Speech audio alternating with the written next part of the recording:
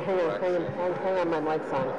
Can I ask everyone to have a seat, please? We're going to get started. Can I ask for quiet, please? Is my mic on? Can you hear me? Louder. Good morning. Good morning. Can everybody please settle down? And everybody take their seats. We're going to get started in about 1 minute.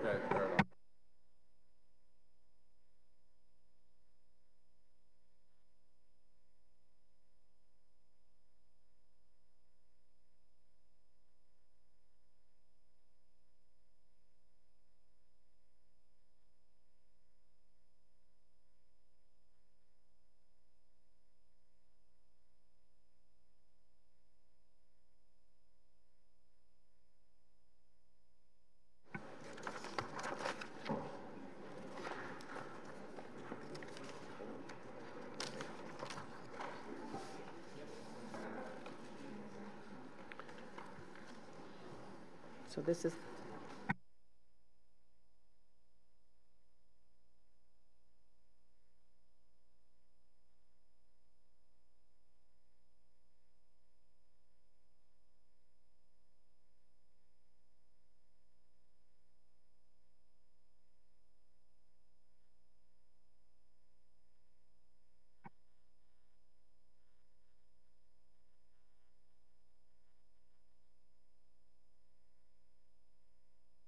official plan and zoning bylaw amendments listed as items 1 to 7 on today's agenda.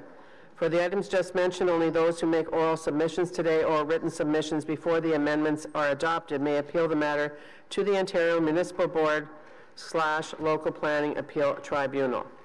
In addition, the applicant may appeal the matter to the Ontario Municipal Board / Local Planning Appeal Tribunal if Council does not adopt an amendment within 120 days of receipt of the application for zoning and 180 days for an official plan amendment. As you know, a comment, or if you don't know, there's a comment sheet over there by that TV for anyone wanting to submit written comments or to speak to these items. Are there any declarations of interest? None? Confirmation of minutes from the February 13th meeting of this year. Are they carried? Carried. Okay, item number 1 is the official plan and zoning bylaw amendment for 355 Cooper Street. Miguel Tremblay is here for FOTEN. Miguel, do you need to speak if we're prepared to carry this?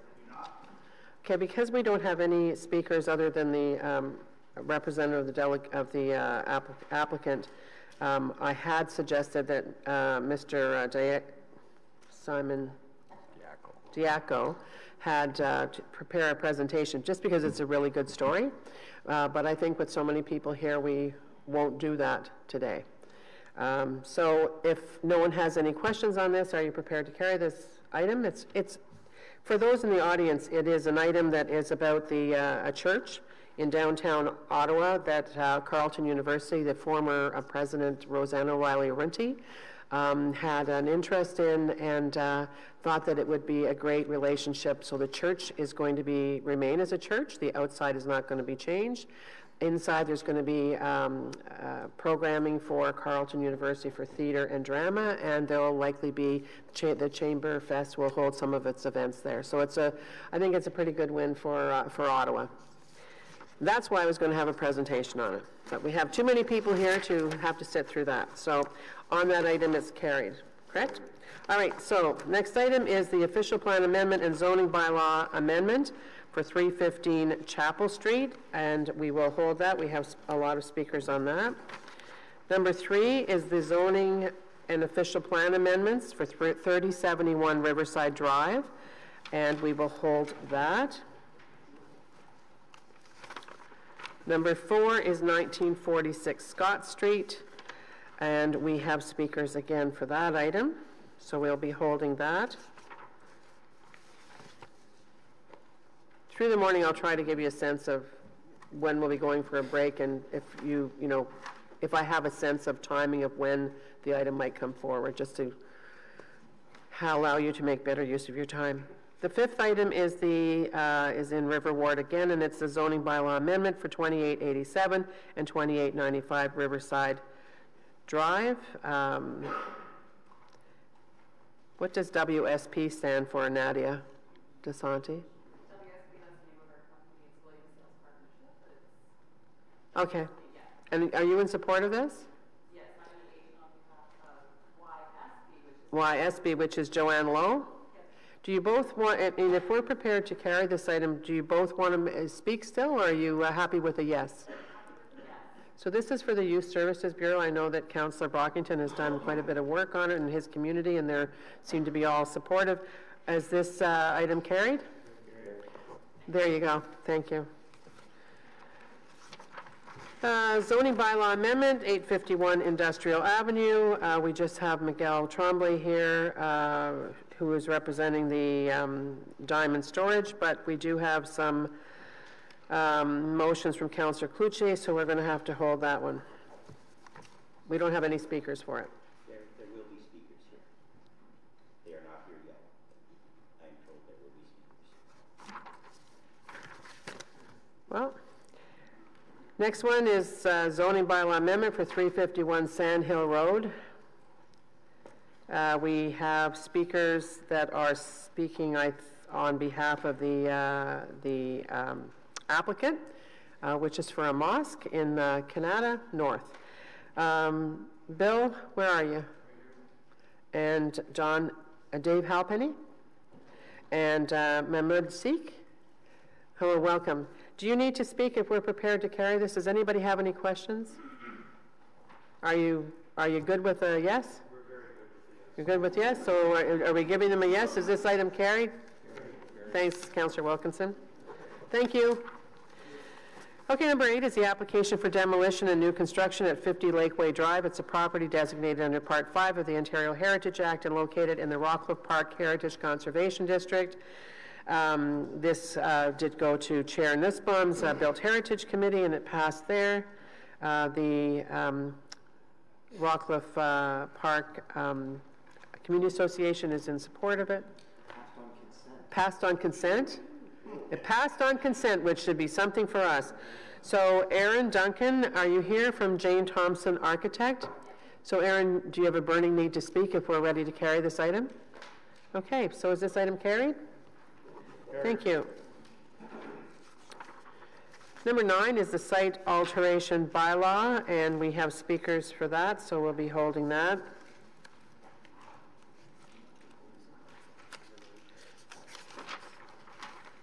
Number 10 is the status update for the Planning Committee inquiries and motions. Is that received? Received. Thank you. And then we have an item that is a councillor item. Councillor Kakish is here.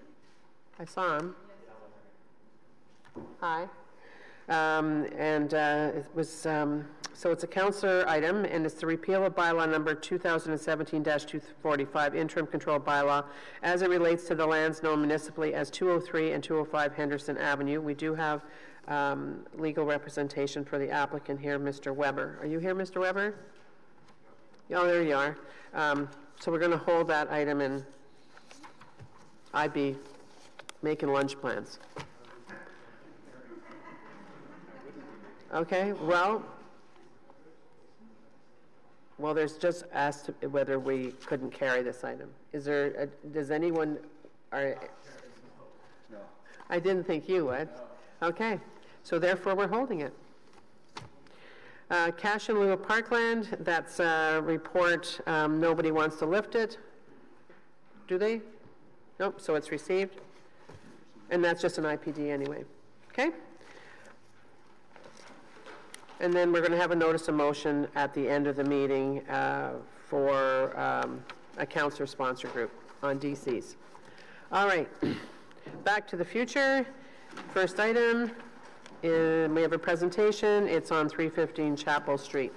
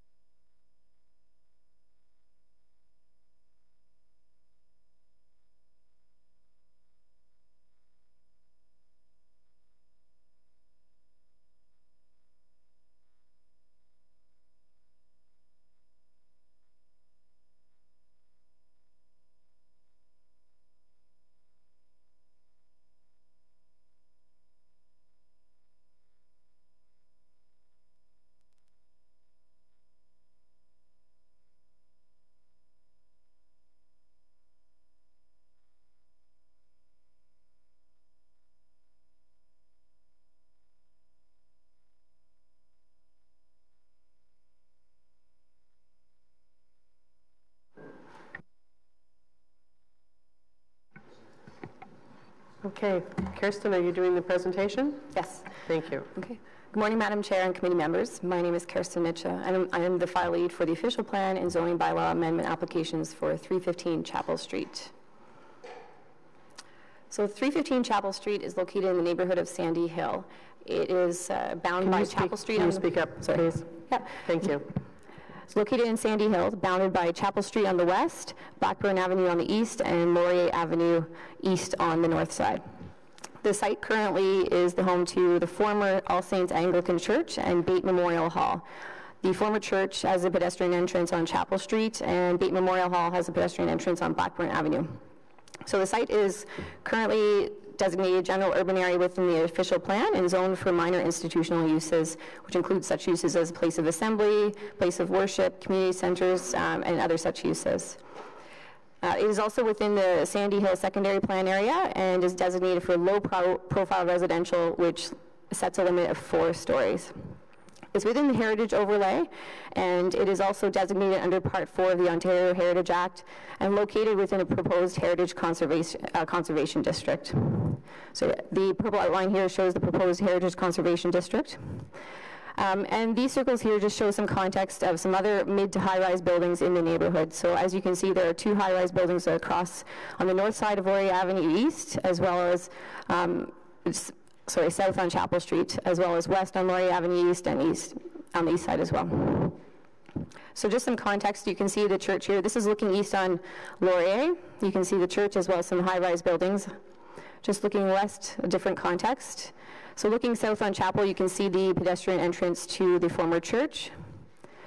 And looking south on Blackburn, you can see the residential neighborhood. So it's important to note that the Sandy Hill neighborhood, especially to the south of the site, is zoned for residential, and it is currently the home of mostly residential uses as well as some embassies and diplomatic offices within converted dwellings. So this is the proposal here. This is just a massing that was proposed by the applicant. So as you can see here, this is a 9-story building. It has a main entrance on Blackburn Avenue for both pedestrians as well as vehicles. And the first 4 stories are proposed to be the community and commercial uses. So community center, perhaps an instruction facility, some small retail components or cafe components, as well as the upper 3rd and 4th stories proposed to be offices that cater to the local community. The upper stories are proposed to be either residential in nature or a hotel use.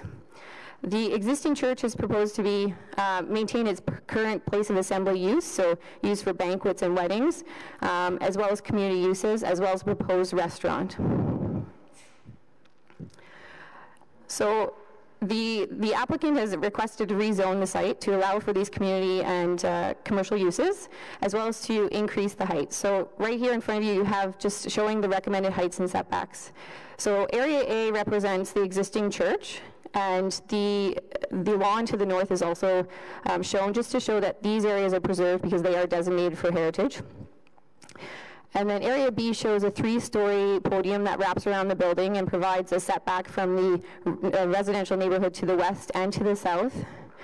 Area C provides some transitions at 6 stories, and then area D shows the proposed 9-story component. And that is the proposal, and I'd welcome any questions. Thank you. Any questions? No? No, go ahead. Because let me call up. Our first speaker is Francois Breha. Francois, come on up and sit at this side. Go ahead, Chair Nussbaum. I think I found the answer to my question. I was just looking at the setback distances between areas B and C, but I think that's doing the math, 3 meters. Is that right? Sorry, could you just repeat that? So that area C, that distance is 3 meters. Is that right? 4.6. Sorry, that's 2.6. Okay, thanks. I don't know whether the mics are not as turned up as much or whatever, but I think that there's a little bit of a, even with you, Councillor Nussbaum, I wasn't around. Okay, so, sir, you have 5 minutes, and that's for everybody else in the room. There's 5 minutes to speak on any of these items. Thank you for coming out today. Press the button. There you go. Yeah, thank you, Madam Chair. Good morning, members of the committee. I've lived for 30 years at 22 Russell Avenue, about a block away from the proposed development, and I'm here to speak in favor of the application. All Saints Church played an important role in Sandy Hill over a century. Its historical associations with Sir Robert Borden, the Bate family, and many distinguished Sandy Hill families is well known. But the church was also an important community hub during its day. Before World War II, 300 pupils were enrolled in its Sunday school. More recently, All Saints hosted the Betty Hyde Nursery School, other churches, as well as a school, dance ensembles, and countless bazaars. Cornerstone housing for women and hospices at May Court got started at All Saints in the 1980s. Plus the open table outreach to students, now at St. Albans, began in the millennial period. It is this function as a community hub that the applicant, All Saints Developments, Inc., is replicating today. The activities may be different and include meetings, concerts, a coffee shop, craft sales, but the role is the same: to create a welcoming space that residents can use to meet, learn, relax, and discuss the issues of the day. It's a vital community building role. Creating a community hub in a large, century-old heritage property is expensive. Taxes are high, as are heating, maintenance, and renovation costs. Current activities cannot provide enough money to make the building financially sustainable. The only realistic option is to develop the land around the former church to provide the revenues to protect it. This is not a new idea. Over 6 years ago, the Anglican Diocese, faced with a declining congregation, explored what to do with All Saints and held a design charrette bringing together architects, planners, members of the community, and parishioners. It identified building a 12-story condominium tower at the corner of Laurier and Blackburn as the most promising source of revenues to subsidize the church's operations. In the end, the diocese decided to sell the property rather than remain liable for its costly maintenance. The current application is smaller and more sensitively designed than the original idea of a high-rise. It incorporates stones from Bate Hall, setbacks from the street, and a tower at the corner of Laurier and Blackburn to match the existing church tower. The applicant, whose CEO lives in the neighborhood, has shown an extraordinary willingness to listen and has revised the design of the proposed building to try to accommodate concerns from neighbors, the Community Association, and Heritage Ottawa. I realize that some neighbors are concerned about the height and mass of the new building on a street that is zoned for 4 stories and the additional traffic and parking demand it will generate. But if we value the services that All Saints Inc. already provides and those that will become possible once the building's financial viability is ensured, we should support this application. The alternative, that All Saints Inc. fails, that the land is sold to a developer with no roots in the community and perhaps little interest in protecting the church building, would be highly detrimental to the neighborhood. It would put at risk a public space that has been used by the community for over 100 years, and perhaps the future of the existing heritage building itself. I urge the committee, therefore, to endorse this application.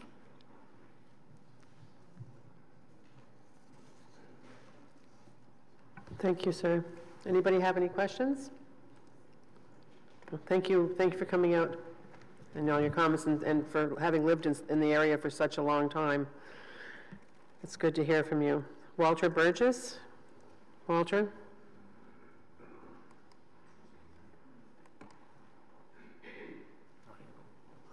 Is Walter Burgess here? No? Danielle Paris from Soloway Wright is here on behalf of the Canadian Organization for Development through Education Organization.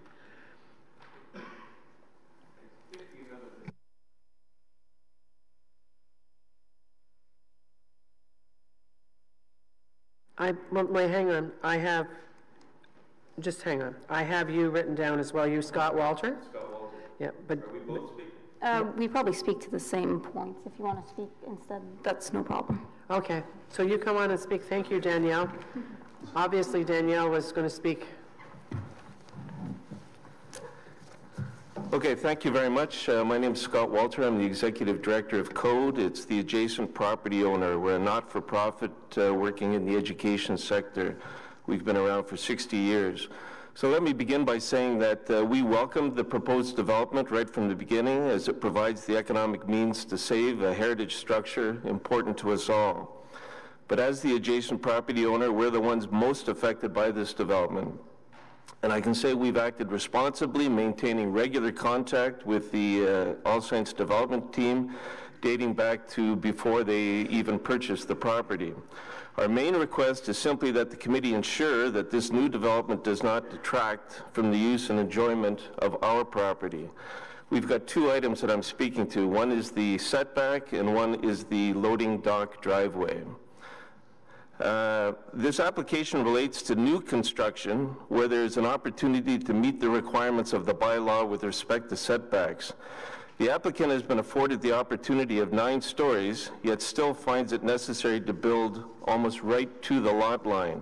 In fact, Kirsten Nietzsche, in a phone call to our lawyer, advised October 25th that the current distance between the property and the code property is but 0.42 meters. So we feel that the applicant has not provided good reason why this is necessary. It's assumed that they want to maximize the floor area at the expense of their neighbors. So what our question is, how will they maintain that side of the building without trespassing on adjacent properties? It's not the case of 2 buildings that predate zoning, but in fact a case where the city is recommending approval of a new building that violates its own setback rules. Rules which are designed to not only provide adequate air, light, and view, but sufficient area to maintain the structure entirely on site without the need to trespass on other properties. Our second point is in regard to the loading access driveway. All Saints Development intends to include a loading access driveway on the border of our parking lot. This driveway is only about 3 meters wide. The driveway is currently used and will be used considerably more frequently once ASD begins development.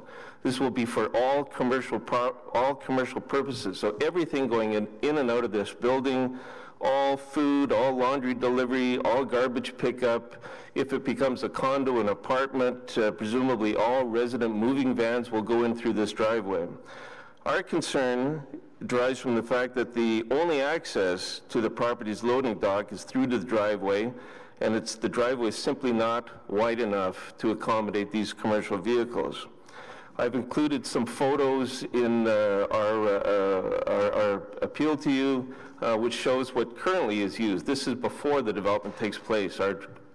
I can also say that Muna Awata, the transportation planning engineer, recommended in a critical report dated October 3rd that truck deliveries be limited to nighttime hours in order to minimize the potential impact.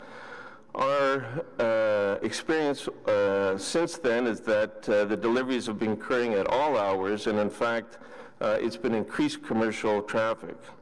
So we in fact met with the developers on this, and we appeared to have consensus that the revised plan, would include a structure, a fence of some sort delineating the property line so as to eliminate the use of Code's property for ASD delivery purposes. However, the new plan as presented proposes only a partial fence on the north boundary of the Code property. So we have 2 submissions. One is that we submit that at a minimum, the fence has to extend to the sidewalk, the entire length of the driveway. Second, we submit that there's simply not enough space between the buildings for the owners to maintain their respective walls should the building on the property be located on the same footprint as the current building. The construction of the underground parking garage, well, I know this is a separate issue, but the underground parking lot is going 4 stories down, about 4 feet from our foundation. And we do have concerns. I realize that's an engineer's question, but we are hoping that adequate insurance is taken out to protect our building in the case of something happening.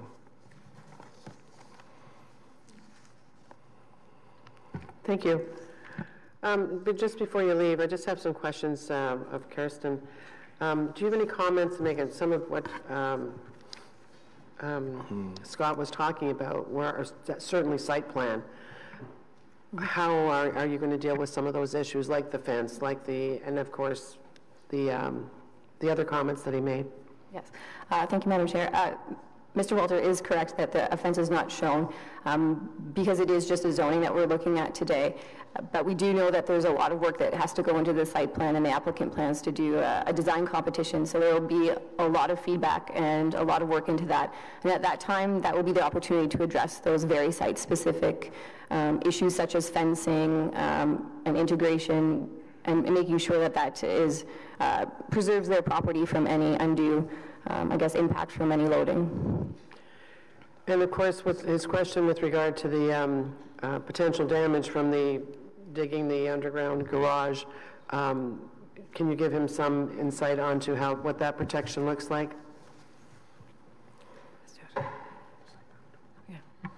Madam Chair, with respect to the digging of the underground garage, it would have to be done, it's again, it can be addressed through the site plan, but the underground garage would have to be done on, of course, the applicant's property and not coming over onto the adjacent neighbor's property. And as I mentioned, to be investigated through the site plan, as well as with respect to the setback. You mentioned about a 0.4 meter setback. It's 1.2, which is now a typical side yard with respect to maintenance on the outside of your building. That's what you have in for the first. There's a podium there that has a step back to the height of the building, the 9-story portion at 3.4 meters. So those distances are typical you would find in other developments. So the opportunity to do maintenance on their own side yard, and that was increased to that 4 feet. Okay, anyone else have any questions? Thank you, Mr. Walter. Thanks for coming out. Next up, Chad Rollins from Action Sandy Hill. Haven't seen you here in a while, Chad. It has been a while. It has. Like more than a year or two. Chair. Morning. Thank you for having me this morning.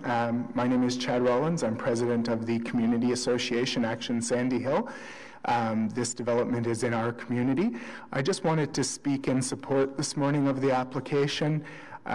This file, as you may be aware, goes back several years. There was a committee formed about 4 years ago called Save the Saints, when it became quite apparent that the church was going to be sold. That committee included a number of community members, myself as well. I was one of the members.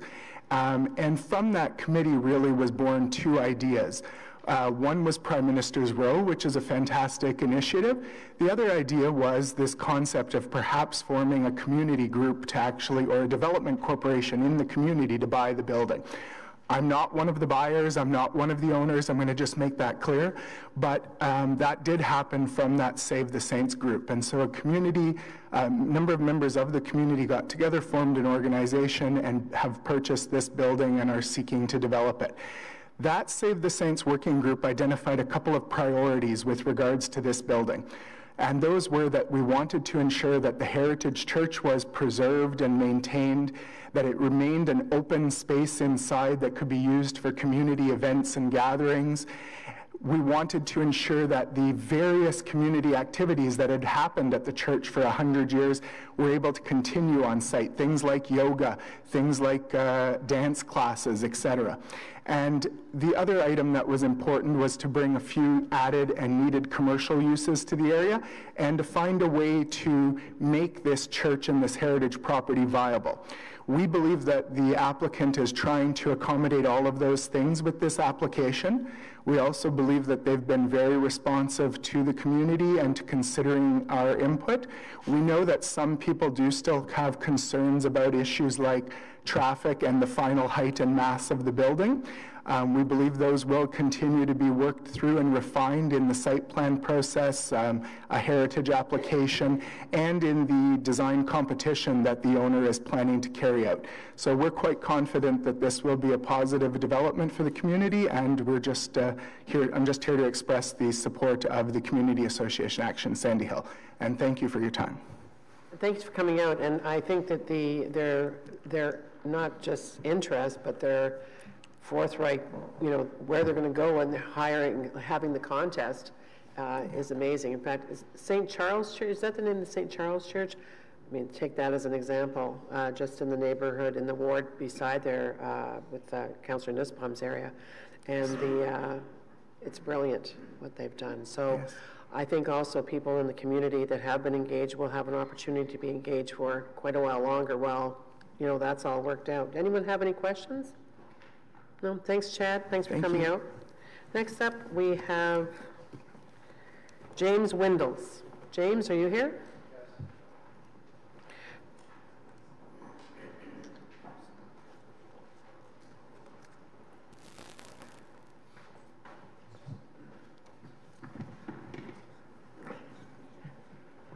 Good morning. Good morning, Madam Chair, members of council. You have 5 minutes, sir. I am James Brian Windles. I am a 21-year resident of 333 Chapel and a member of the condo board. I strongly support this plan given recent changes.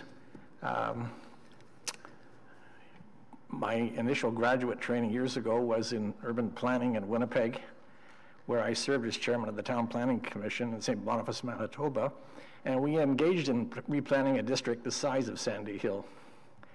And as I now look at this project with the changes that have been made to it, it's going to bring life to the district, respect the diversity, and is a project looking forward.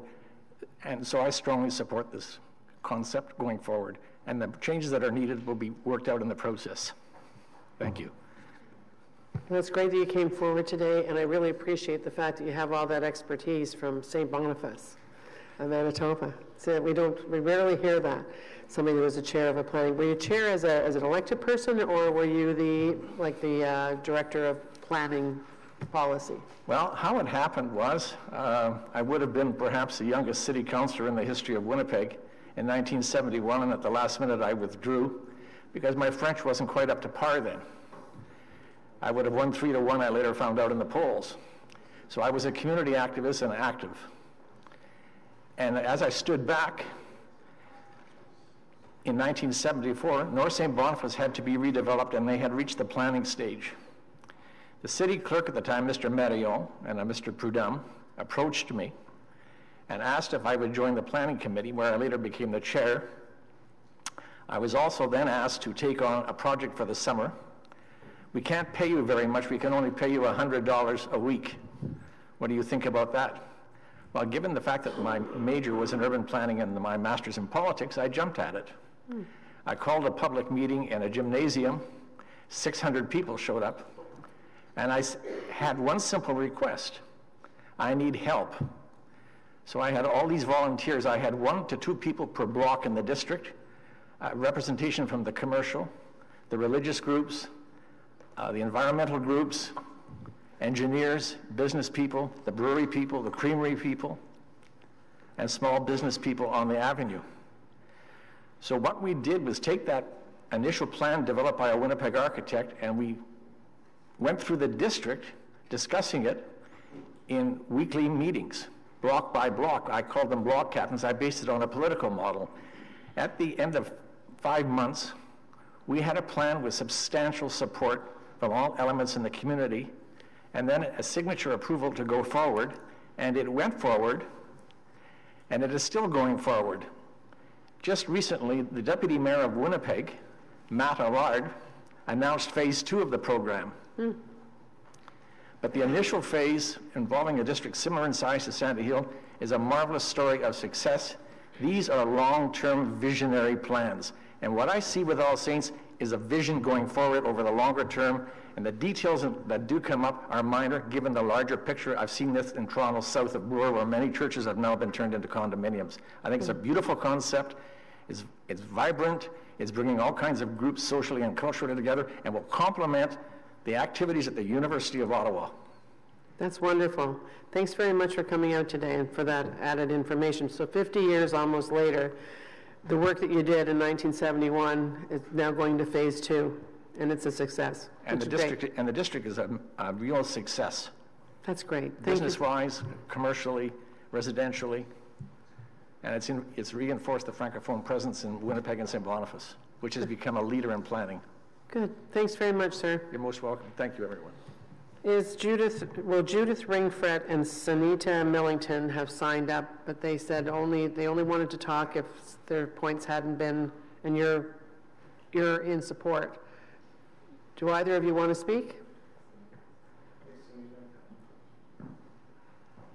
Is Judith here? No? Judith, do you want to speak? No, we have the applicants after you, but I only ask because when you registered, you said that you only would speak if your points hadn't been raised. Then I won't. But you're both in support. Okay, thanks very much, Judith. Okay, Sunita? Thank you. That's a big responsibility, Judith. Good morning. My name is Sunita Millington. I'm here today wearing two hats. The first is excuse me, as the chair of Prime Minister's Row, the initiative that Chad mentioned earlier, and the second is as a neighbor and a Sandy Hiller.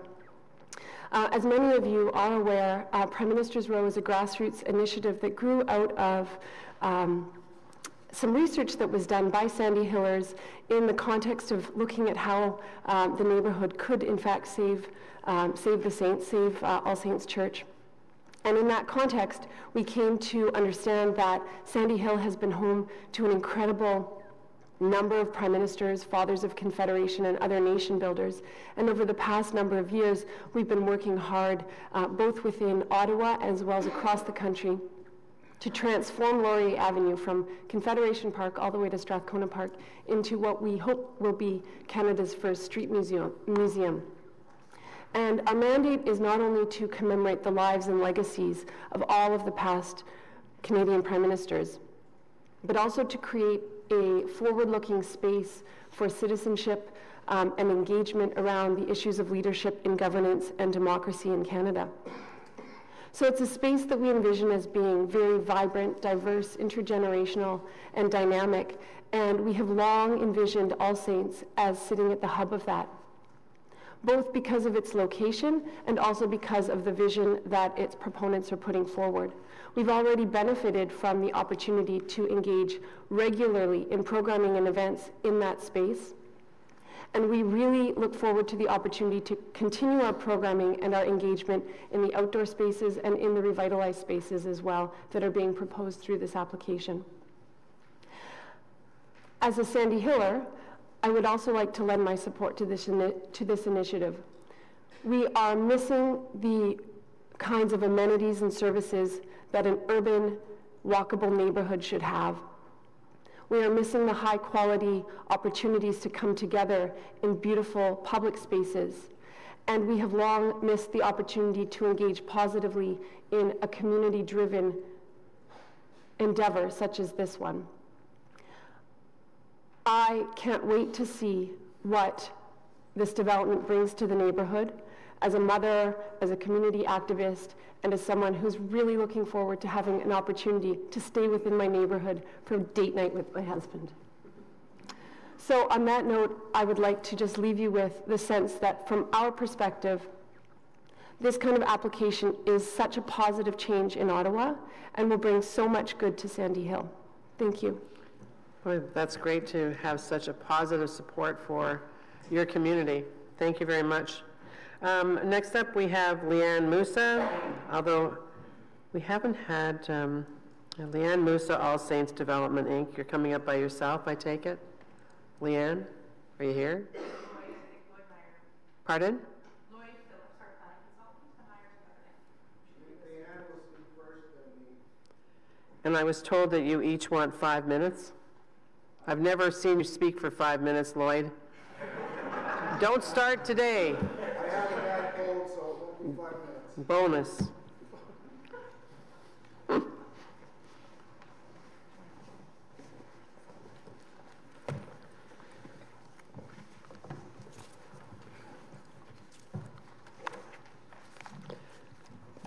Lloyd, can you turn your mic off if Leanne's going first, please? Thank you. There we go. Thanks very much, Madam Chair, and all members of the Planning Committee.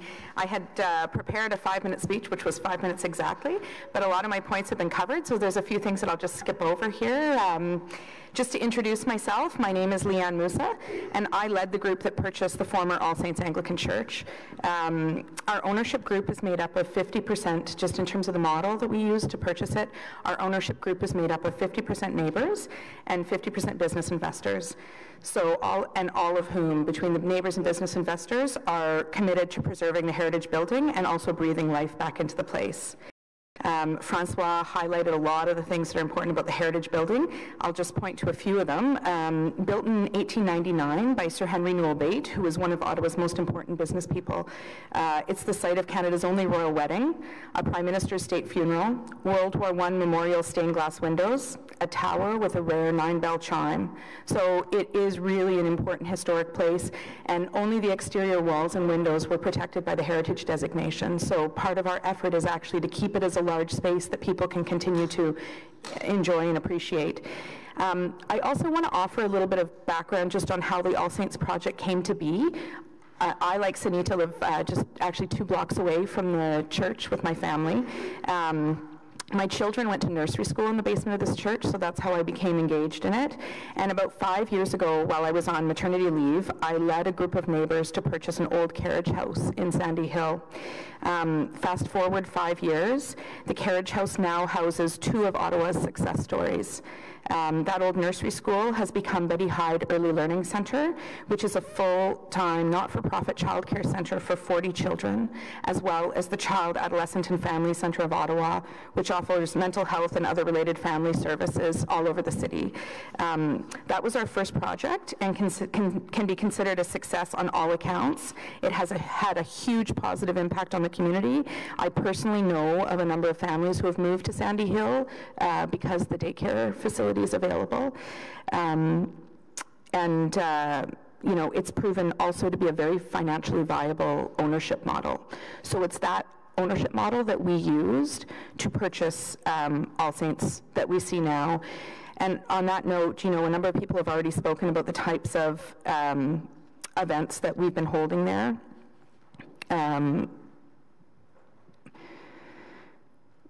You know, what we found is that there is definitely a demand for a multi-purpose space. We're busy every day, 7 days of the week, so it's very exciting. That said, the costs of carrying this property combined with managing the consequences of years of deferred maintenance on heritage property, in our view, that redevelopment is absolutely required to allow us to continue. And that's what brings us forward with this proposal. So thanks very much. Thank you. Councillor Brockington has a question. Thank you, Madam Chair. Question, and Ms. Musa, thank you for your presentation. It's on that last point that I wanted to speak to this because I'm very aware of the costs to maintain old churches. Masonry, roof, windows, heating. I'm sure you don't have air conditioning. We do. Oh, wow. That's probably why you have so many community groups in there. Going long term, though, I mean, this concept is good now. But what assurances can you give the community and even this committee that X number of years from now you won't be coming back to us to tear down the church because it's just too much to maintain? How is that factored into your long-term plan? So over the last year, we've run 22 weddings at All Saints. And we not only run the ceremony like a church does, we actually run the full reception, we carry the bar, we provide all the service staff. This is actually a very viable business model that is entirely dependent on a well-run, well-preserved heritage building. So what we've done is we've built a plan where the preservation of the heritage building itself becomes central to the financial viability of the project. And that's been verified by financial experts, people who like well, I mean, we're required. I mean, we're a corporation, so we answer to our investors, and we have, unlike the carriage house where it was exclusively neighbors who invested in this project. In this instance, as I mentioned, 50% are business investors. To be honest, that's my family. Alberta. They have a 45-year track record in the real estate business, and believe me, they're poring over my books. This is my last question. previous speaker, one of your neighbors mentioned the need for some site plan issues, which we're not going to get into today, but will you make a commitment to work with your neighbors to ensure that some of the issues they've raised today are addressed? Absolutely. The proposal that you see now comes out of 3 years of consultation. And, all you see today is the final product, but actually there was an evolution over the course of those 3 years where the project was designed and then redesigned based on input, and we will continue to do that throughout the course of the site plan development process. Okay, Lloyd? Thank you. Good morning, Madam Chair, members of the committee. I'm the planning consultant to All Saints, working with them on this application. This is I'll say, not an unusual situation. I've been before you before with other examples of where churches and new development are intended to coexist and co-locate in existing communities. This one, it's been pointed out that we're already in a setting of mid and high-rise apartments together with the low-rise heritage original Sandy Hill. And what this proposed zoning solution intends to do is to express all of those things, both new and old. As Leanne has mentioned, the process of designing, and I'll say the shrink wrap envelope, as I've said before, has been responsive to concerns that have been raised, and specifically where the concern was raised by code to the neighbors to the west. Design had 0 lot line on that border, which is the same as the Bait Hall. So out of respect and consideration for that concern, the building was moved to the east 1.2 meters, which is the same distance as Code's building from their easterly property line. And as well, out of concerns for light and views, area D that you see in purple was also shrunk towards the east so that there's a larger step of 3 stories. And with respect to, I'll say, providing assurances that the process will play out as we're suggesting, there is a holding zone on it. That didn't quite come out, perhaps I missed it, but there is a holding zone on it so that all of these things can be addressed. It's All Saints intends to hold a design competition for this, working also with the neighbors, and as there will be urban design review and of course site plan approval. So a lot of rigorous review ahead. Today's a waypoint in going forward with this, and we ask the committee to approve the applications. Thank you. Thank you. Anyone have any questions? Just on a personal note, I think it's exceptional that we have 2 churches on the agenda, 2 important churches that played a big role in downtown Ottawa's life, right? The history of it, and have them both on today.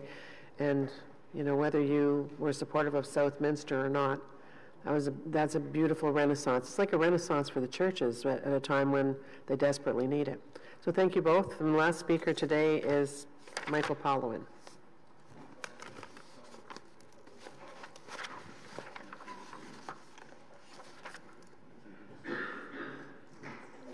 Welcome, Michael. Thank you, Madam Chair. I'll be brief. I only have 2 points to make after all of the other points have already been made. The first is to address one of the concerns enunciated by Mr. Walter, and that is the issue of liability during construction. It's a standard provision of any contract for construction that the general contractor carry construction insurance to guard against that very issue, the question of damage during the construction period. And without giving code any legal advice, I'm sure Ms. Paris can do that for me, any damage done during the construction process would of course be the liability of All Saints, and through All Saints it's general contractors. So no concern need be had about that. The only other point that I wanted to make is, and I'm surprised that it hasn't been made, and it's a soft issue. I'm going to disagree with Mr. Phillips. That doesn't happen very often, but this truly is a unique proposal that is before you today. this committee, far better than I, will be used to concerns of communities being expressed. This was an example of a community that put action behind activism. It wanted to preserve this church. It wanted to make sure that it remained of the community for generations. And rather than just hoping that it would and prevailing upon a developer to do so, it became its own developer. And this is not a group that has gotten together for the purposes of making money. This is a group which has gotten together for the purpose of preserving the All Saints building and allowing it to continue the community use that it has been for 100 years. And more than just approving it, I would hope that this committee would praise this group of people for getting together and putting actions behind its activism, spending 3 years doing this, and lots more to come, as we've heard. It truly is unique, and to be perfectly honest with you, as a planning and development lawyer, it's been a privilege to be associated with them. And thank you for your time. Questions for Mr. Polwin? No, it really, I think it is a good story. I'll be surprised if we don't carry it. No. Oh, and besides Councillor Fleury, does anyone else want to speak to it? Good. Councillor Fleury? Merci, Mme la Présidente. Je sais que vous avez un long comité, donc je ne prendrai pas trop de temps. Simplement pour réitérer certains des faits qui ont été présentés. Évidemment, l'effort de la communauté vaut la peine. On a un bâtiment patrimonial qui demeure avec l'intérêt communautaire. Évidemment, le risque de la propriété demeure, qu'il y a certains éléments de viabilité au niveau des investissements du site. Ça fait partie d'une grande vision, évidemment, de la protection du patrimoine dans la Côte-de-Sable, mais aussi l'allée des premiers ministres qui a une valeur accrue dans tout ce projet-là. Le groupe de résidents qui ont présenté puis mis de l'avant ces initiatives-là ont travaillé de façon ardue sur plusieurs mois, plusieurs années pour rendre ce projet une réalité. Moi, je leur lève mon chapeau. Ils ont un beau succès avec Betty Hyde, puis ils sont capables, à travers ces projets-là, de bénéficier aujourd'hui et demain pour la communauté ces espaces-là, mais aussi les protéger pour des usages communautaires. Parce qu'on sait souvent que les églises, à travers le temps, lorsqu'ils ferment, deviennent des intérêts privés. Dans ce contexte-ci, ça demeure un intérêt communautaire. Donc, je leur lève mon chapeau. C'est un projet qui a beaucoup de oomph, beaucoup d'appui. Évidemment, aujourd'hui, on voit le zonage. Dans quelques mois, on souhaite voir tous les détails du plan et tous les beaux designs. Donc, le message que le comité peut leur envoyer, c'est vraiment d'appuyer les efforts communautaires de la préservation du site, mais aussi de l'ampleur des efforts pour rendre le site viable pour l'avenir. Merci. Merci. Anyone? That's it. So on the item, is it carried? Carried. Thank you, everybody. Thank you for coming out today. Okay, next up we have zoning and official plan amendments for 3071 Riverside Drive. We do have a presentation on that.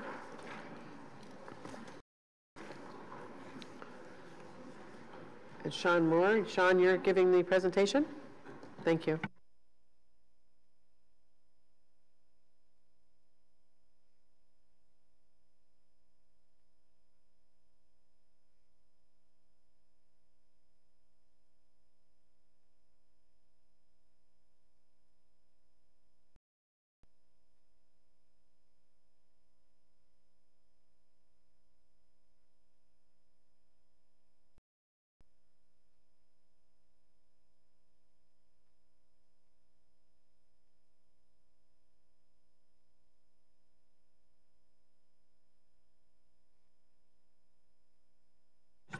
Okay, go ahead, Sean, whenever you're ready.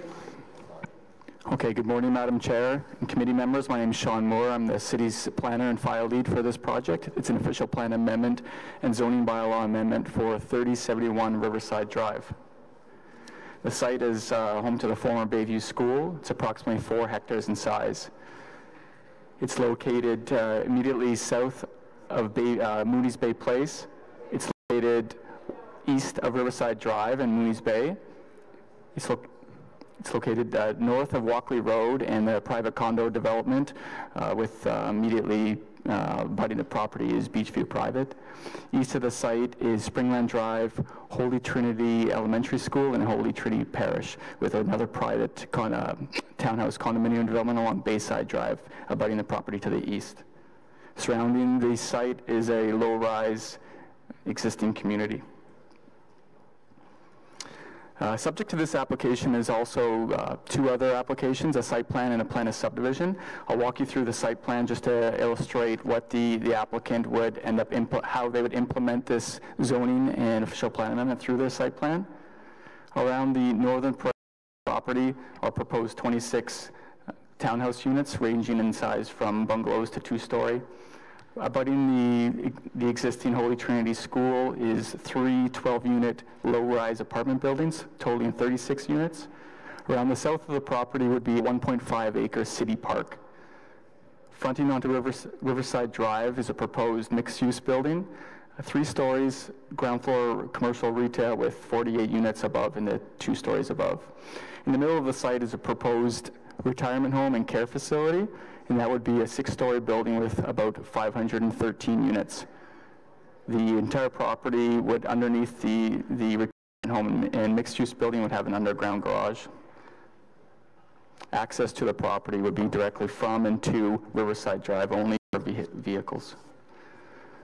The subject property is in the official plan as general urban area. The general urban area is intended for a range of housing choices for all incomes, ages, and life circumstances. It also permits retail, institutional uses, service commercial, and leisure uses. The subject site's also subject to the Riverside Park secondary plan. In volume 2A of the official plan, the site's designated institutional. The institutional designation of the Riverside Park secondary plan allows for schools, places of worship, and community centers, and this obviously reflects the former past of the site being the former Bayview School. The existing zoning is institutional, and this again reflects the former past. Currently, the zone of institutional permits a retirement home and a care facility, and also permits things such as schools and daycares. The existing height permission is 15 meters, and existing setbacks are 7.5 meters to adjacent property lines. The application before us is to amend the secondary plan. Secondary plan amendment is proposed to go from institutional to a new low-rise residential area around the northern and eastern portions of the property. This area would permit the townhouses and low-rise apartments. It's also proposed to go from institutional to park to implement the future city park along the southern property line. And it would be proposed to go from institutional to mixed-use residential commercial, which would implement the proposed mixed-use building.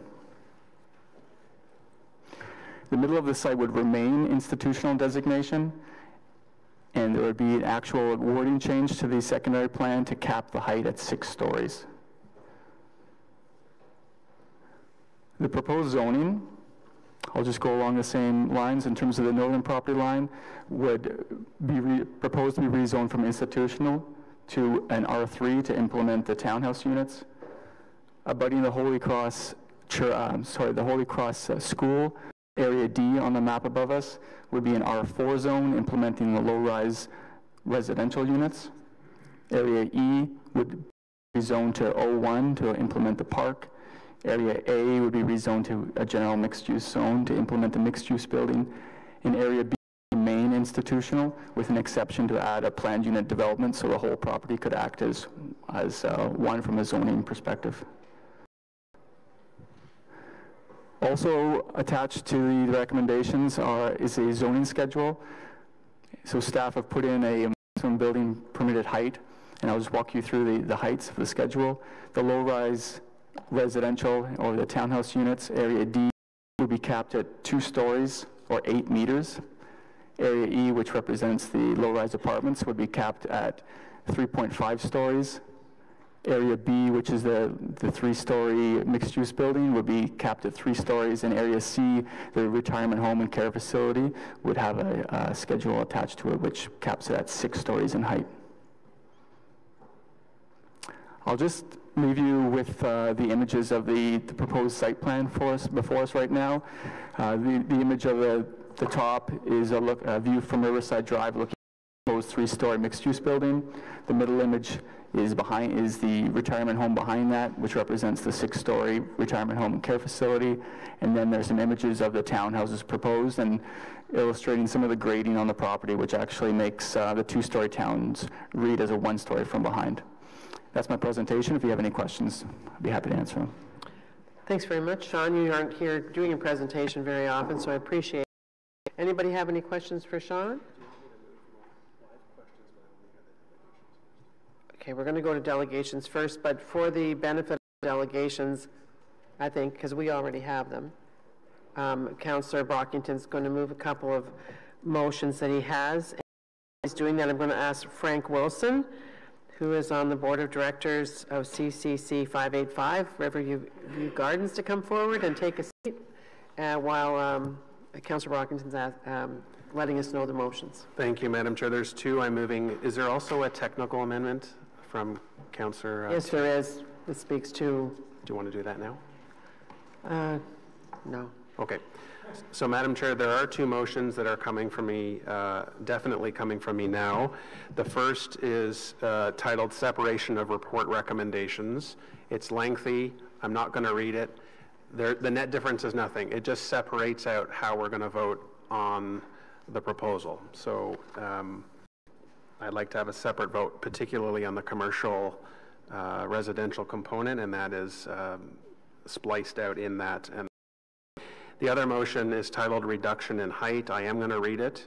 It's very brief. Whereas, as the proposed building height for the mixed-use building is 3 stories and 13.5 meters, whereas the mixed-use building fronts on Riverside Drive and the desired height is 2 stories, therefore be it resolved that the height of the mixed-use building be limited to 2 stories, and be it further resolved that there be no further notice pursuant to subsection 3417 of the Planning Act.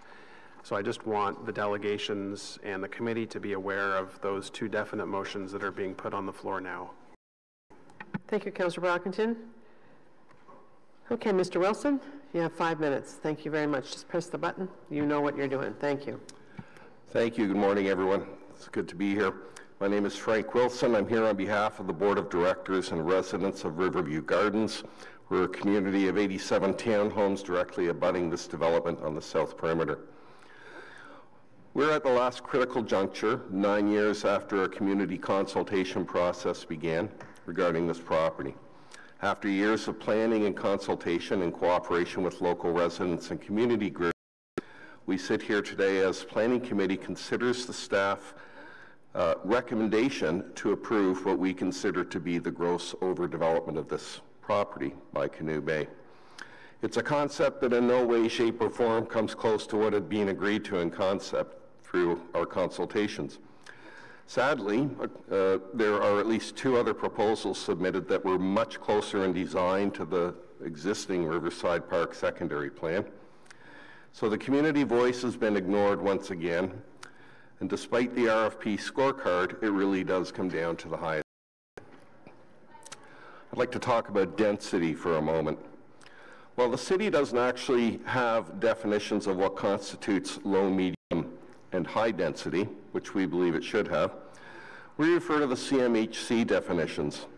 And quite simply, their definition follows the actual definition of the term density, and that is the amount of something that you can put in a specified area. CMHC sensibly uses the number of residential units per acre of urban land, quantity and area. It seems reasonable to us. This one 10-acre parcel of land, it measures 250 yards by 190 yards, or roughly 2.5 football fields by 2 football fields. It's not that big, really. To suggest that low-density housing will be built on the perimeter of the property, on the north and east perimeter, with medium density in the middle is just kind of ridiculous if you look at that image there. It's a 10-acre parcel of land. So whether you put what you call low density around the perimeter and medium density in the middle, it's huge by any measure. According to the CMHC's numbers, the total number of residential units per acre at the upper end for medium density is 36. That means that a property such as this one should have no more than 360 residential units on it. In our opinion, the planners have not acted in the interest of the residents of Riverside Park, despite repeated assertions that our concerns were of utmost importance to the city. In addition, staff is putting forth a recommendation that contravenes the city's own policy 8.4.2 Residential Area B, which states to require that the intensity of a new development proposal not detract from the quality of life of existing residents. The Canoe Bay proposal will severely detract from our quality of life. So, is public consultation nothing more than an illusion of democracy? Is the role and responsibility of the Planning Committee to hold staff accountable for recommendations that they bring forth, ensuring that these recommendations are in compliance with city policies? This one is clearly a recommendation that ought to go back to staff for a second, third, or even fourth. We would welcome that motion. It would be a demonstration that the city is accountable to its residents. Developers will always make the argument that they require approval of their plans for overdevelopment in order to make them financially viable. That is not the case, as clearly illustrated by the two closest runner-up bids. The level of density proposed by Canoe Bay is just not needed to make this thing work. Clearly, there's got to be room for compromise here between the city and Canoe Bay. Today, this matter is another item on your agenda. To us, the outcome of this meeting will alter our neighborhood forever. To what extent really is up to you. In an effort to formulate an effective public consultation process, the City of Ottawa ironically held a series of public consultations in 2013. Here's a small excerpt of the result as posted on ottawa.ca. Once adopted, the public engagement strategy will help ensure that when the City of Ottawa staff seek input on issues, that they do so in a manner that meets public expectations. Comprised of guidelines and a supporting toolkit, the strategy will be an essential component to trust and credibility in the process. Sir, you used up your 5 minutes. Okay, let me wrap up. Only Once if again, it's I within just 10 asked, seconds. Sorry? I really don't make exceptions, but I'll give you 10 seconds, so. Thank you. Thank you. If our voices as residents count, then let's start making changes to this plan now. Please send it back to staff for further revisions. Thank you. Thank you. Don't go anywhere because Councillor Leeper has a question. Thank you, Chair. So a lot of discussion the process in your presentation, but you made one statement that I think is the important one. With respect to a detriment to the quality of life. I confirmed with Councillor Brockington there's going to be a signal at the southern junction of the roads. If staff could confirm that'll be a signalized intersection? That's correct. Through the site plan application, there'll be a fully signalized intersection with Riverside Drive. And there's no entry or egress except from Riverside? Correct. What is the detrimental impact that you see here? I don't see shadowing impacts. I don't see traffic impacts. It's the presence of over 600 residential units on a 10-acre plot of land. So it's the sheer impact of the volume and the size of these buildings. I need to understand that sheer impact. What are the negative impacts that you expect on quality of life of the nearby residents? Come over to my place, I'll look out my back window. So you're going to see it? Oh, we're going to see it. Okay. Yeah, it's massive. We're not opposed to the development. It only makes sense. The city bought this land. It used to be a school. You can't sit on it forever, although we've enjoyed you sitting on it for a while. But to come up with a proposal that crams that many residential units, our concern is the absence of a policy that addresses what exactly is medium density. Because by all definitions that are out there, this is extremely high density development. So that's our concern. It's not even about traffic, it's about the sheer volume of people who are going to be living there. Okay. And the composition of the structures. It says there are 2 buildings. I count 5 there. They may be on 2 footprints, but there's 5 towers there. Okay. Can I just ask staff on the issue of high density, how many units per hectare? I understand there's a difference between net and gross. Yeah. So the proposed would be about 150 units per net hectare. Okay. And we, in the staff report, are reviewed on impacts in terms of setbacks, transitioning, where the access is, light pollution, noise, loading spaces, the architectural design of the building, the provision of parking on site. So we look at it from impacts and if they would adversely impact the community. And through our review, we find this to be satisfactory. Okay. Sir, thank you very much. Thank you. Hang on, Councillor Brockington has a question. Thank you, Mr. Wilson, for your presentation and for being the member of your board of directors on this file. The proposal from Canoe Bay is an age-in-place village or a community where you can move into a home, downsize into an apartment building, go into another building with extended care. Do you have any concerns with that model in particular as it's proposed in this community? That's a good question. Actually, no, I love the concept. Seniors make great neighbors. I'm not that far away from being one myself. I guess one long-term concern is what if, for whatever reason, Canoe Bay decides to or is forced to this development? Who's going to buy it? You know, someone like Minto says, hey, we'll take that. What happens to all of the protections in place to ensure that it remains a seniors retirement community? What is in place to prevent them from opening it up to renting to the highest bidder or converting it to condos and selling it, which I'm not opposed to, but or turning it into a project? So yeah, I mean, the whole Riverside Park community is a low-density, family-oriented, very residential community. And we don't, I mean, there are only a couple of high-rise apartments in the area. So that would be my concern, Councillor Brockington. Thanks. Thank you, sir. Next up, we have Eva Kuzel. Eva.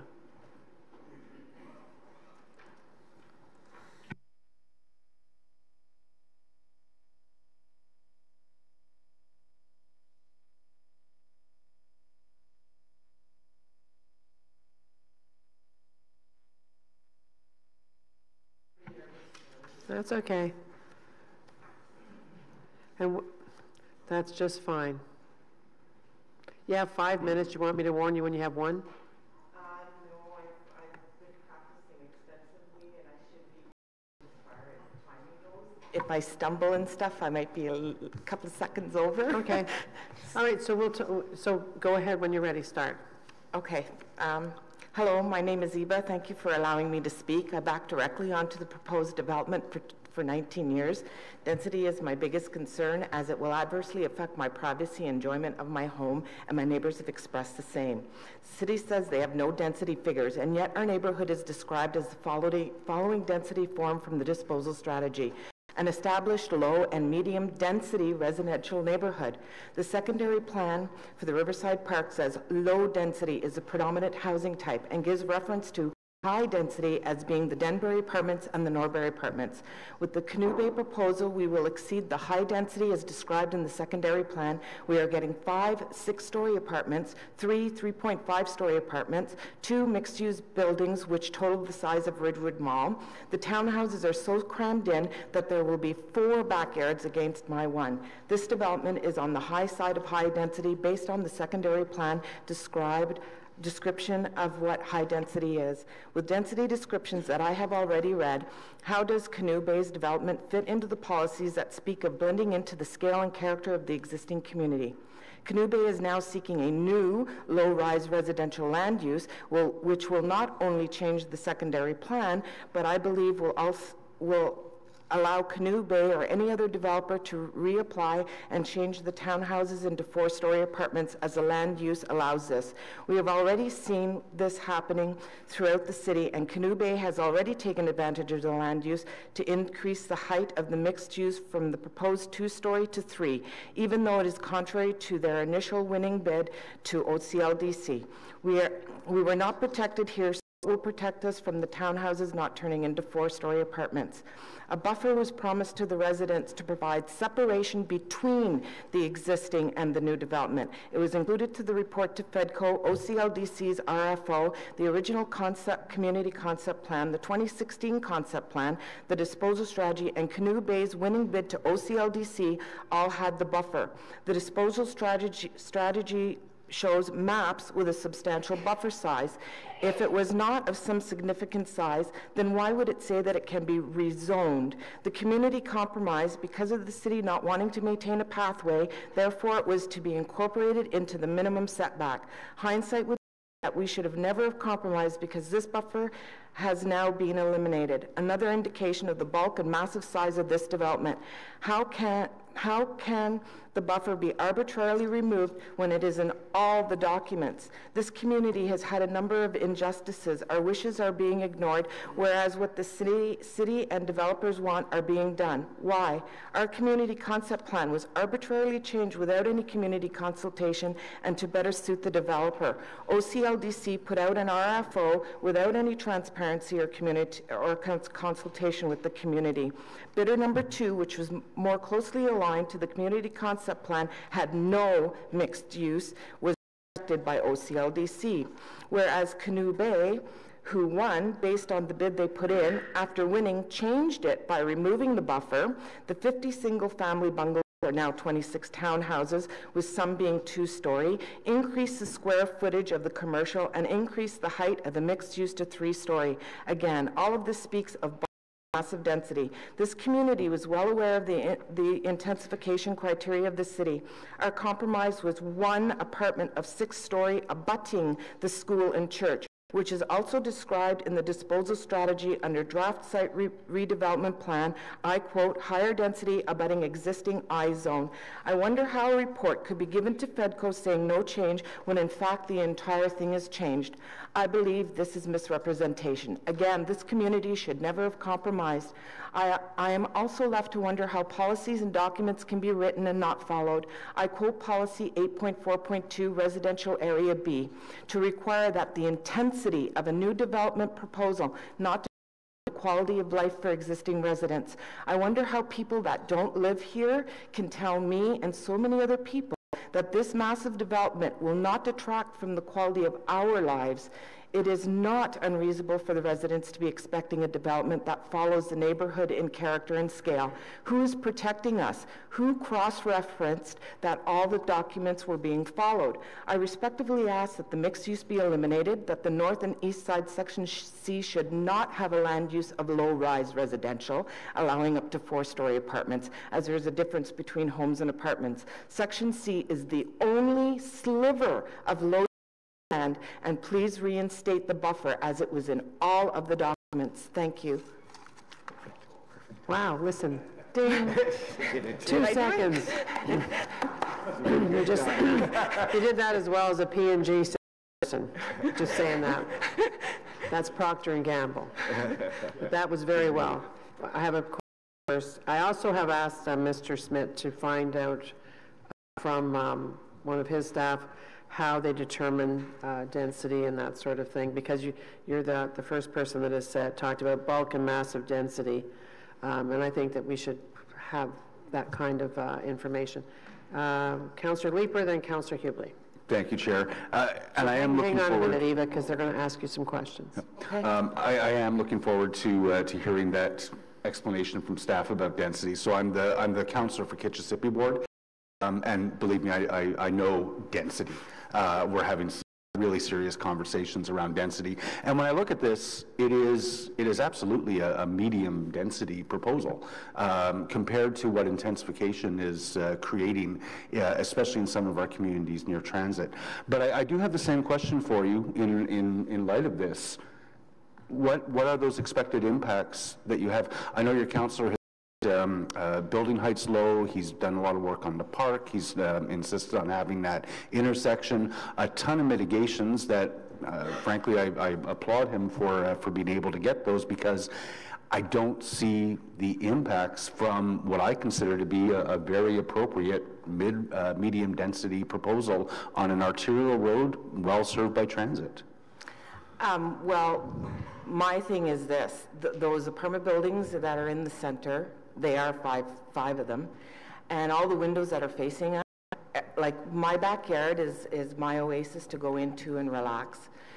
I'm going to have all those windows staring into my backyard, so there was going to be no time at all that I'm going to be able to sit out there without feeling that I've got eyes peering on me. So yes, that's how it's going to detract from my quality of life. Okay, I hear that. Thank you, Chair. Thank you. Councillor Hubley, and then Councillor Martin. Thank you, Madam Chair. I just want to ask, you referenced that there was 4 backyards proposed to match up to your 1 backyard. Correct. Is that the same throughout this proposal? Is that what your neighbors will experience too, or is it just on your lot? No, my neighbors will have the same thing. So 4 to 1 is the ratio? If you you don't see our properties that are backing against so-called low density, because really when you look at this, I guess what I'm having an issue with in all of this is there is the Riverside Park secondary plan, which does describe density, and the R3 that they're proposing is not in keeping to what low density is in our area. R3 is actually considered medium density, so really with all the documents that went out and went in front of FEDCO, OCLDC, and all of those people, like, it was all described as low density. In essence, that's no longer low density, and they're actually seeking to have changed the Riverside secondary plan to just to show you what the density is, to now call it low-rise residential. It doesn't exist in the current description of the Riverside secondary plan. This is something they're adding, so that further shows how dense they're making it. If you and unfortunately you can't see it where our houses are, but the lot lines, if you look, you can. One that's out there that we always said it seems to be bolded in the plans. We didn't know why. It's actually, you can see it. That would be our house there. So as you can see directly behind us, there would be 4 rear neighbors. What's the? Do you know the size of your backyard? So we have some. It's 55 feet wide. 55. So it's not that abnormal backyard or anything. So. No, it's not a ginormous lot, no. Backing on to 55. Okay. At 7.5 meters for the townhouses.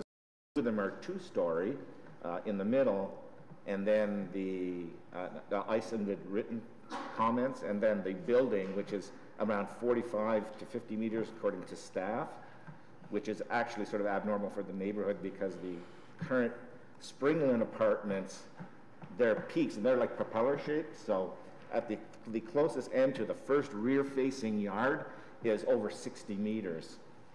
And it actually, the distance gets bigger because the wings converge together. They move further away from the properties.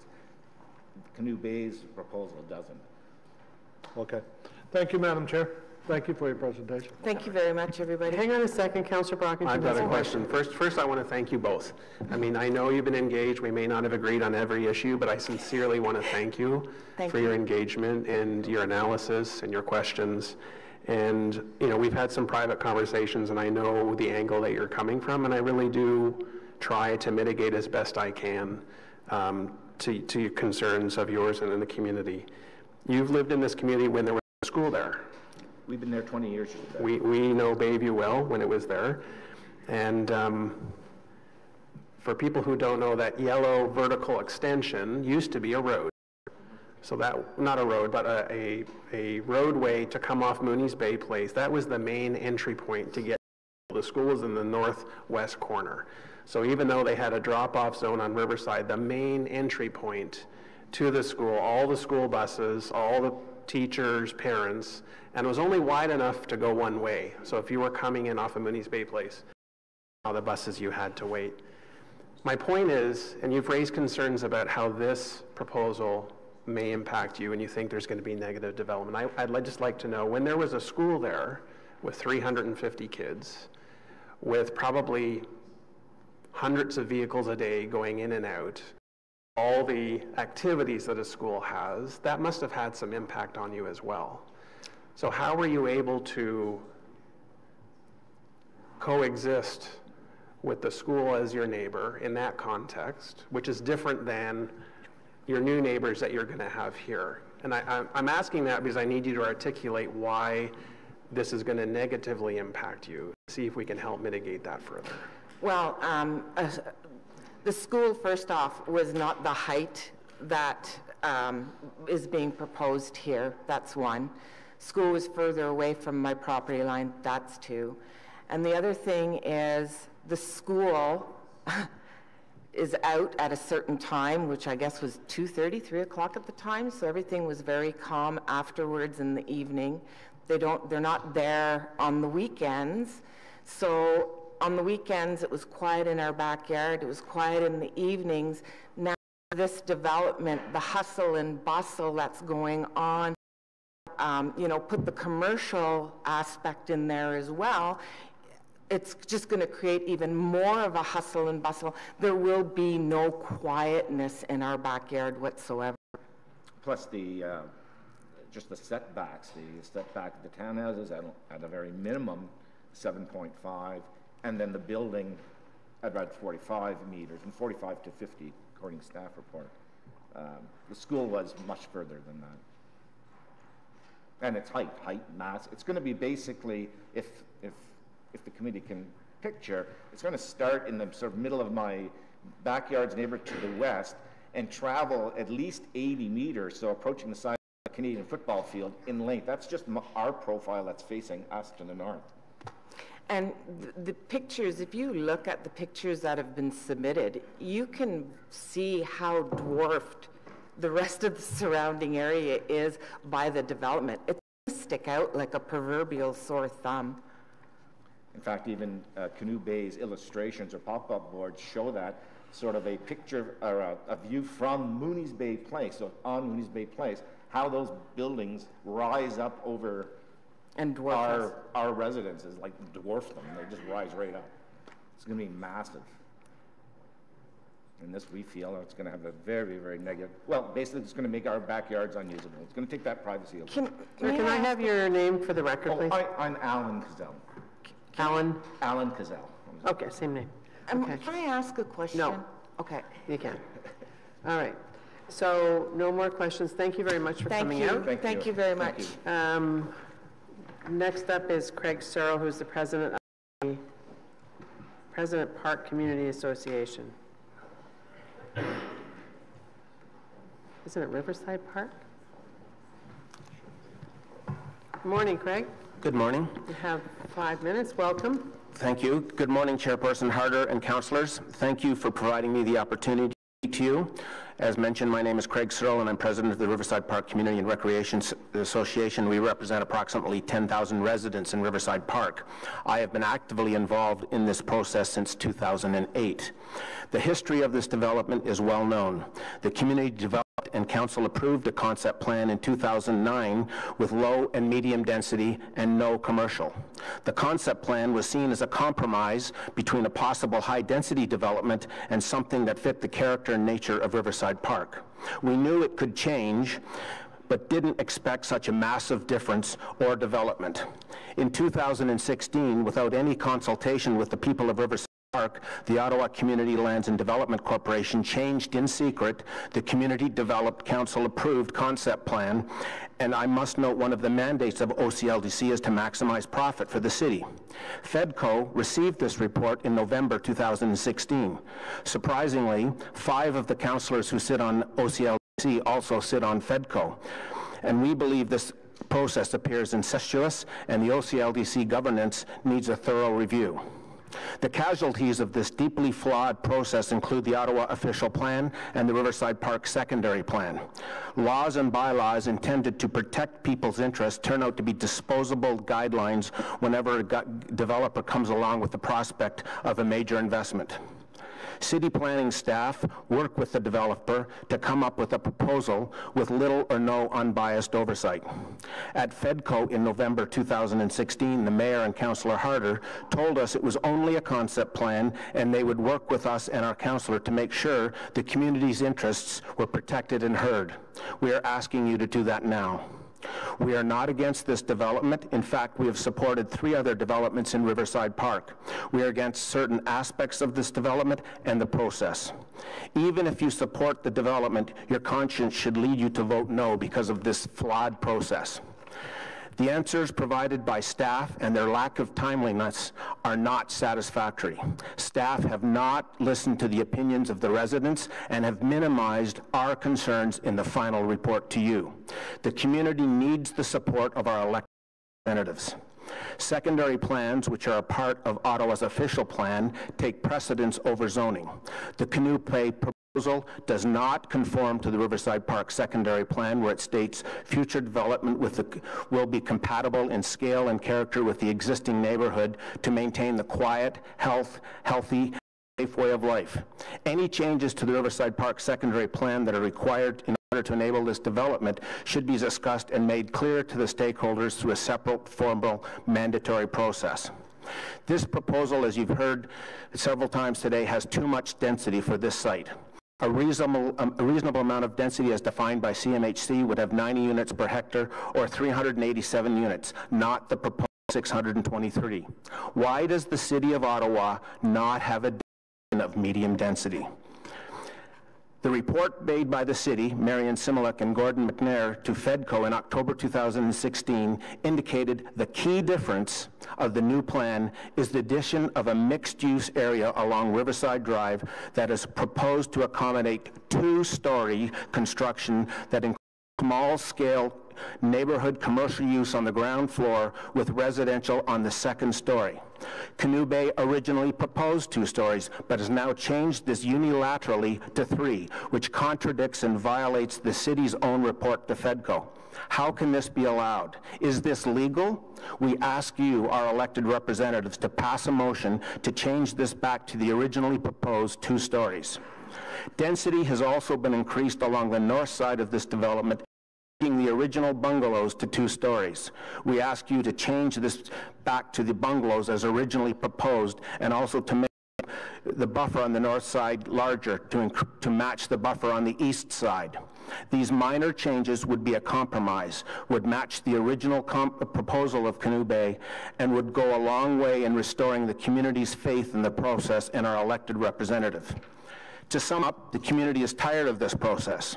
We are not against development, but we feel unheard and ignored by planning staff. We ask you, our elected representatives, to make some compromises on the Canoe Bay development so that we feel heard and can live together with the new development as good neighbors. Thank you. Thank you, Mr. Searle. We have a question from Councillor Leeper.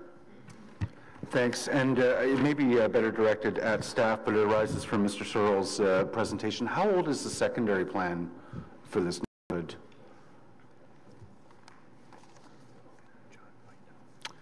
It might be, we don't know the exact date. It was I think the late 80s. Wow. I would ask John Smith if he recalls. Sorry, I didn't catch the question. How old is the secondary plan for the secondary plan would have been prepared, I would say, in the early 1990s to mid-1990s, so probably 95, 96, that territory. So there have been obviously several significant changes in direction in the official plan since then? Yes, there would have been, absolutely. Okay, that's the question I have. Is there a plan in the works to provide this community with an updated secondary plan or some kind of a planning process moving forward? Madam Chair, at this point in time, no, there is not. The focus in terms of our secondary planning in the context of our current official plan is really focused around areas where significant changes contemplate it. In other areas, there may be existing secondary plans that have some history attached to them, but there's no intention of revisiting them. The primary policies in the plan are really looked at as the primary elements of guidance and then as augmented by any secondary plan policy. So it's not something that's on our work plan, and it's not something we've identified. Mr. Searle, when you take a look around Riverside and the environs of this particular development, what do you see in terms of other parcels that might eventually move in this same direction? Well, the three other developments that are currently on the table, you've heard one this morning, or one was on the agenda, the Youth Services Bureau. The other two are Norbury, which would be, I would consider high density, and 770 Brookfield, which is 500 or 600 units. So I've heard from our other two speakers here, and you asked the question, what's the impact? I find the impact to be going to be noise. Traffic along Riverside Drive and Walkley is going to increase exponentially. As we all know, with retiring seniors, there's paramedics, there's ambulances, there's families visiting them. Riverside Drive is already a busy highway. Granted, it's arterial, but in the mornings and the evenings, trying to get down that street is unbelievable. You can't do it. It's packed. Do staff have I haven't looked at the transportation impact. What kind of trip generation would this have in say, AM peak? If you may, we could have the applicant's consultant speak to that. If that's... Chris Gordon is here from Parsons. Oh yeah, I saw Chris. Okay, so he's... I'll wait until then to ask. Thank you, Chair. Did you have a question, Councillor Brockington? Thank you, Madam Chair. Mr. Schull, thank you. In addition to being the president of the Community Association and a local resident, you have probably immersed yourself more in this issue than I've seen any other president of the Community Association. You have taken this to heart, and I think you and I have had how many meetings? 30, 40? Many on this item, so we've certainly discussed this at length. At the beginning meeting, I put a motion on the floor for the committee to contemplate and members of the public to consider before they spoke about reducing the height of the commercial residential strip fronting Riverside from 3 stories to 2. In your opinion, what would be the advantages for the community if the committee passes that motion? Well, I would implore the committee to pass the motion. Not only was that what was originally proposed and reported to FEDCO, 2 stories, it would help with the sight lines of the seniors in the residential retirement home, allowing those in the 4th stories and below to see. It would reduce the density a wee bit. And the other thing that I would point out is I've looked up this on the weekend. Schedule 1 of the official plan identifies Riverside Drive as a scenic entry route. Development along scenic entry routes are guided by policies aimed at protecting the views and creating a safe and attractive street. And I think by reducing the height to 2 stories, it would go a long way in doing that. And just to follow up, the other request, I think I heard you say you were talking about the housing heights on the northern perimeter fronting the Mooney's Bay Place homes. Can you just elaborate on that one as well? Well, as originally proposed, the buffer on the north side was larger than it is currently. We would look to match the buffer on the east side, or even a bigger buffer if they'd be the same, the buffer on the east and the north. And I understand on the south part of the development, there's a discretionary 1.5 meters between the planned street and the park. So even if you can't squeeze it in the north, with that 1.5 discretionary piece of property between the street and the park, if you reduce that to 0 or 0.5 or 1, you could increase the buffer side. We have a lot of questions for staff once the delegations have been heard, so we will be following up on some of the points you and the other speakers have raised. Thank you. Thank you. Thank you very much. Miguel Tremblay? He's not here. Oh, there you are. You switched places in the room. Is Chris Gordon coming up with you? Is James Gerwin from Rod Leahy Architects coming up? I think so.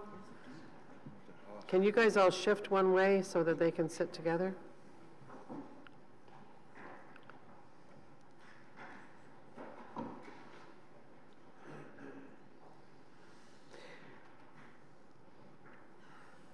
Who's first? Miguel?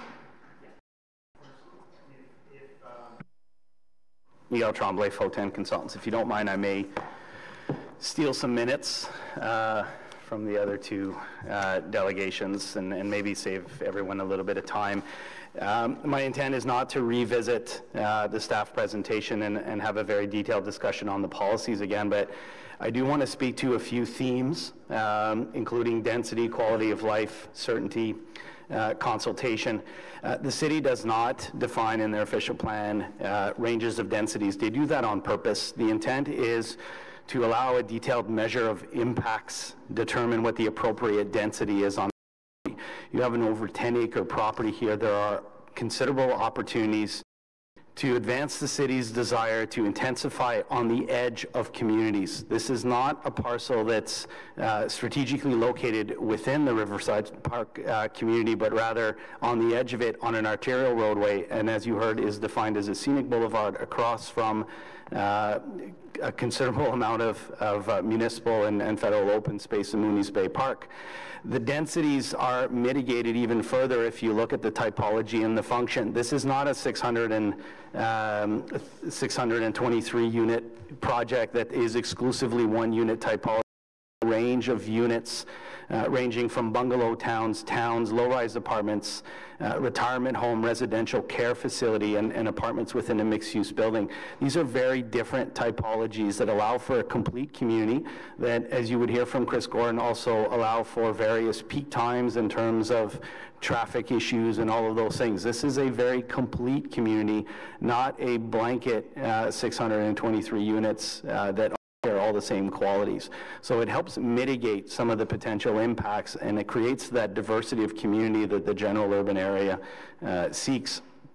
You also heard that these units are segregated from the community. They are not, you heard from the councillor that there was previous connections, roadway connections, pedestrian connections as a result of the residential school. In this case here, the elementary school. In this case here, the only connections to that community are positive ones. They're pedestrian connections. They're connections via a new municipal park. These are all very positive contributions to that community. We heard the issues of privacy and quality of life. The city measures density. The city measures impacts to that quality of life. Simply being able to see a residential building of a greater height is not an impact. Impacts are measured in terms of shadowing, loss of privacy, traffic impacts, taking away or harming other properties. This project is not doing so. 10 acres affords Canoe Bay an opportunity to do a meaningful transition. R1 to R3 oriented dwellings is a very comfortable transition, in fact more comfortable than the city has opportunity to look at in other projects that have much shallower depth. You heard that there's very strategic placements of buildings. For instance, the low-rise apartments, the 3.5 story apartments are strategically located abutting the existing elementary school. The proposed R3 is in proximity to existing dwellings, but it's also benefiting from a 7.5 rear yard building setback, a very comfortable transition to a very comparable unit type. You heard discomfort related to community consultation. Clearly there's been some from that community as to how the city managed the process, but Canoe Bay took it upon themselves to supplement that. There was 2 large public meetings attended by Canoe Bay and their consultants. There were kitchen meetings. There was direct correspondence to the community associations. There was consultation with the city's urban design review panel, which was not required. The general urban area doesn't require that consultation. And as a matter of fact, as part of that process, the UDRP spent a fair amount of time on the 3-story buildings along Riverside Drive. Riverside Drive is a scenic boulevard. A considerable amount of time was done work was done in terms of the placement of the parking, which you'll notice is in the rear of the buildings and in no way affects or undermines the streetscape. The courtyard between the buildings was enlarged to facilitate certain types of tenants that might contribute to a positive streetscape along Riverside and benefit from what's across the street, which is Mooney's Bay Park. A lot of efforts were done. The fact that it's a 3-story building in part is because there's an opportunity to provide that retail and still retain the units. The net loss would be approximately 12 units per building, which is not a positive for the project and actually a marginal reduction in density. Okay, just be clear, you're stealing from other people's time now. Is that okay, guys? That's okay? And actually, because I spoke so quickly, I did cover a lot of my issues, but I wanted to speak to the issue of certainty. There's some discomfort in the community that this could be another example of a bait and switch. I'll point you to 2 things. Number one is the proposed zoning is very much shrink wrapped.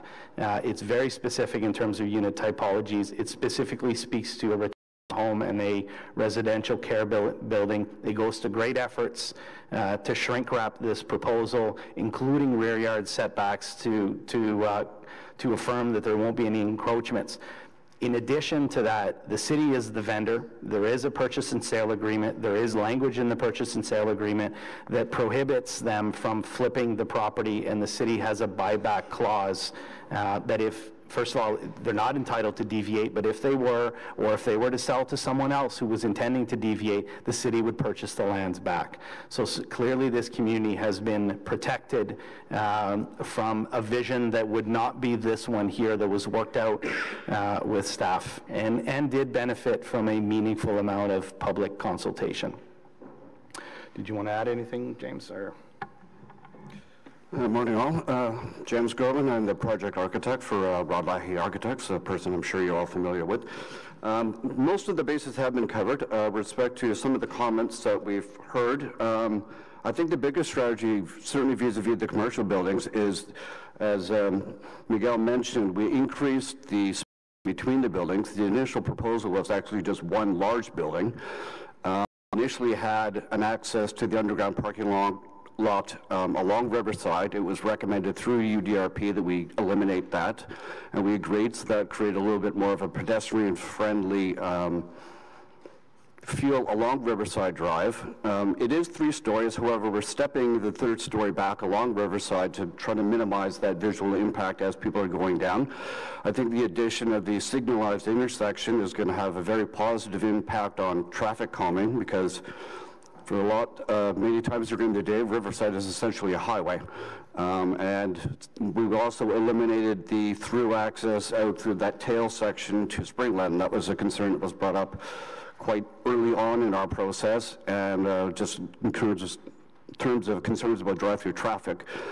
And we increased setbacks where we could. Someone made reference to the 1.5 meter buffer between the street and the city park.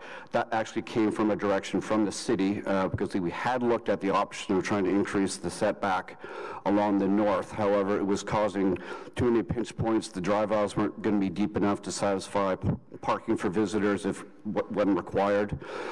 So we did increase the setbacks along the east for the townhouses. I know they were initially called bungalows, but from a city definition of a townhouse, they were always townhouses. Yes, some of them now are roughly 1.5 stories, but the change is relatively minimal. And again, it was just to have a bit more of a variety of unit type. We didn't want it to just be one thing, as Miguel spoke to earlier. And I'm sure Chris is probably going to have some comments, so I think I'll leave it at that for now. Chris? Thanks, everyone. Really, I'll be here to answer any questions you have about the transportation aspects of the project.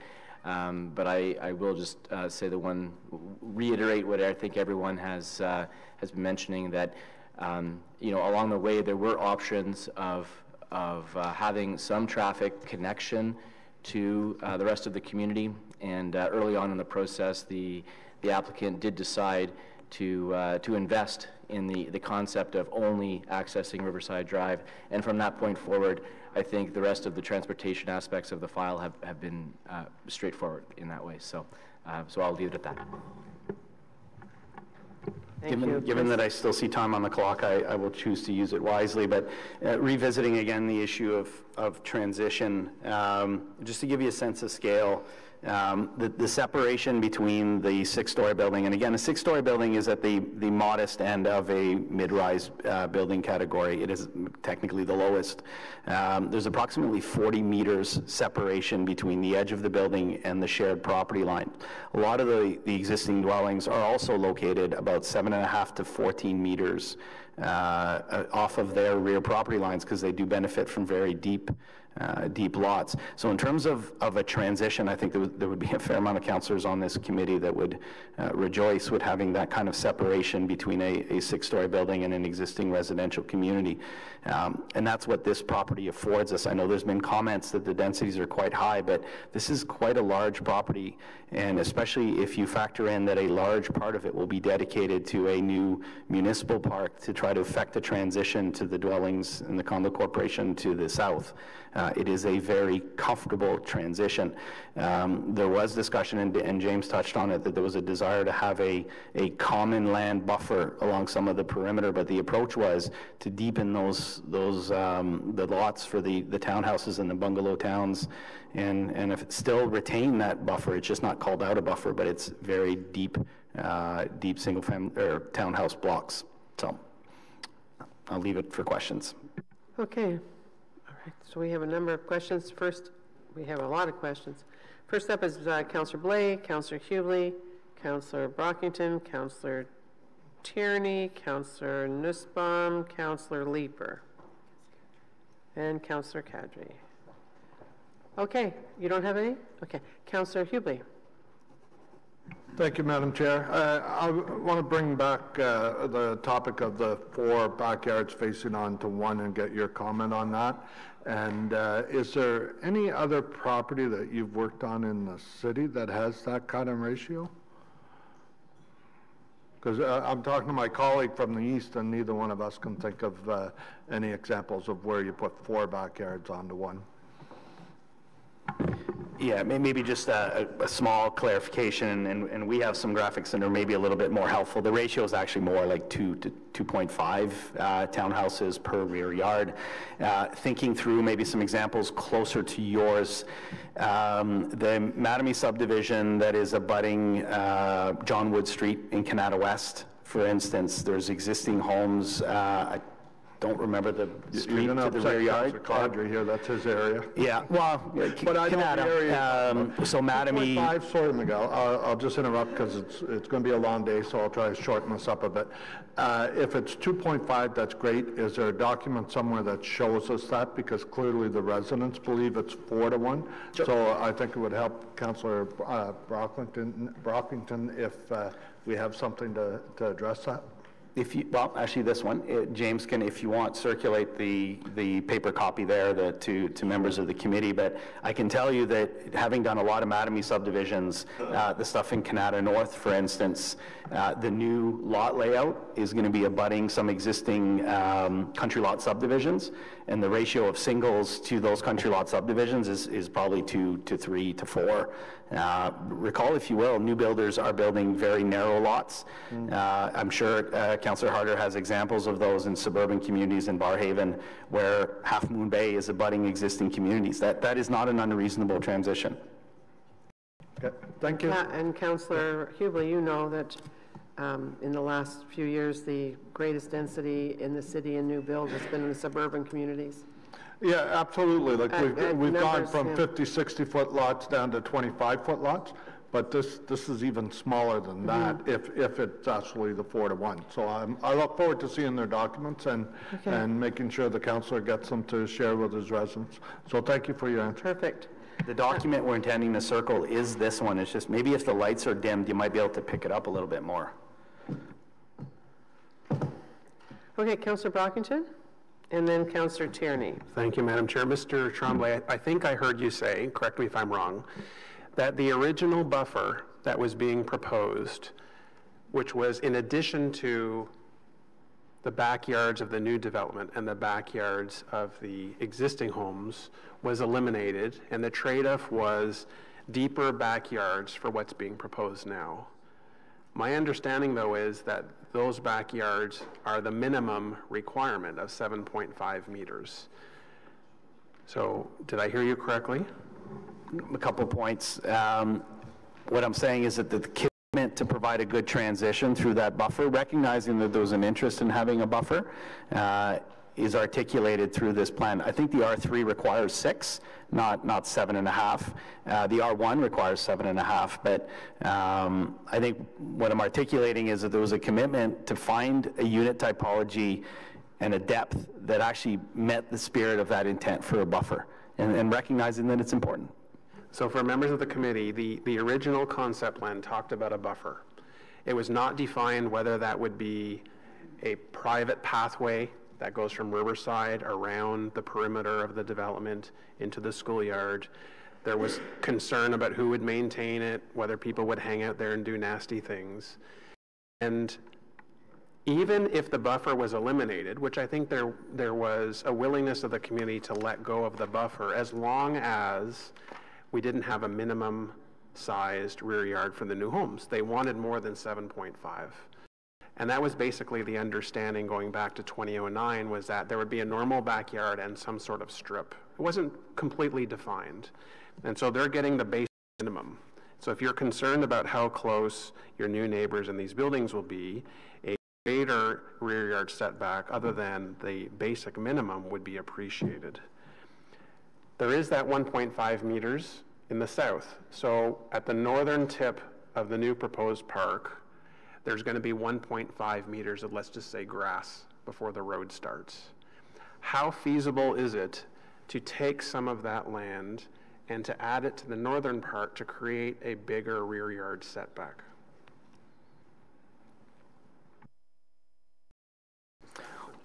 Well, I can answer part of it, and maybe the applicant can answer the second half.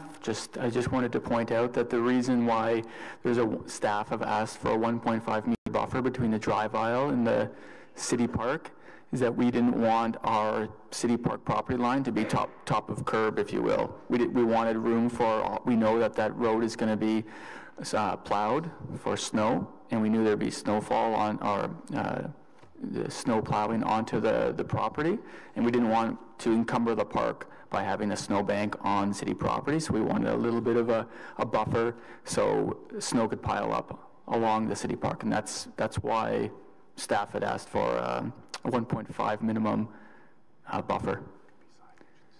We've had 4 meetings where the buffer's been discussed, and I've tried to look at any conceivable way to look at what's being proposed there to increase that rear yard setback to the north. Is there any conceivable way where that can be done? And I'm going to ask that to Fotin.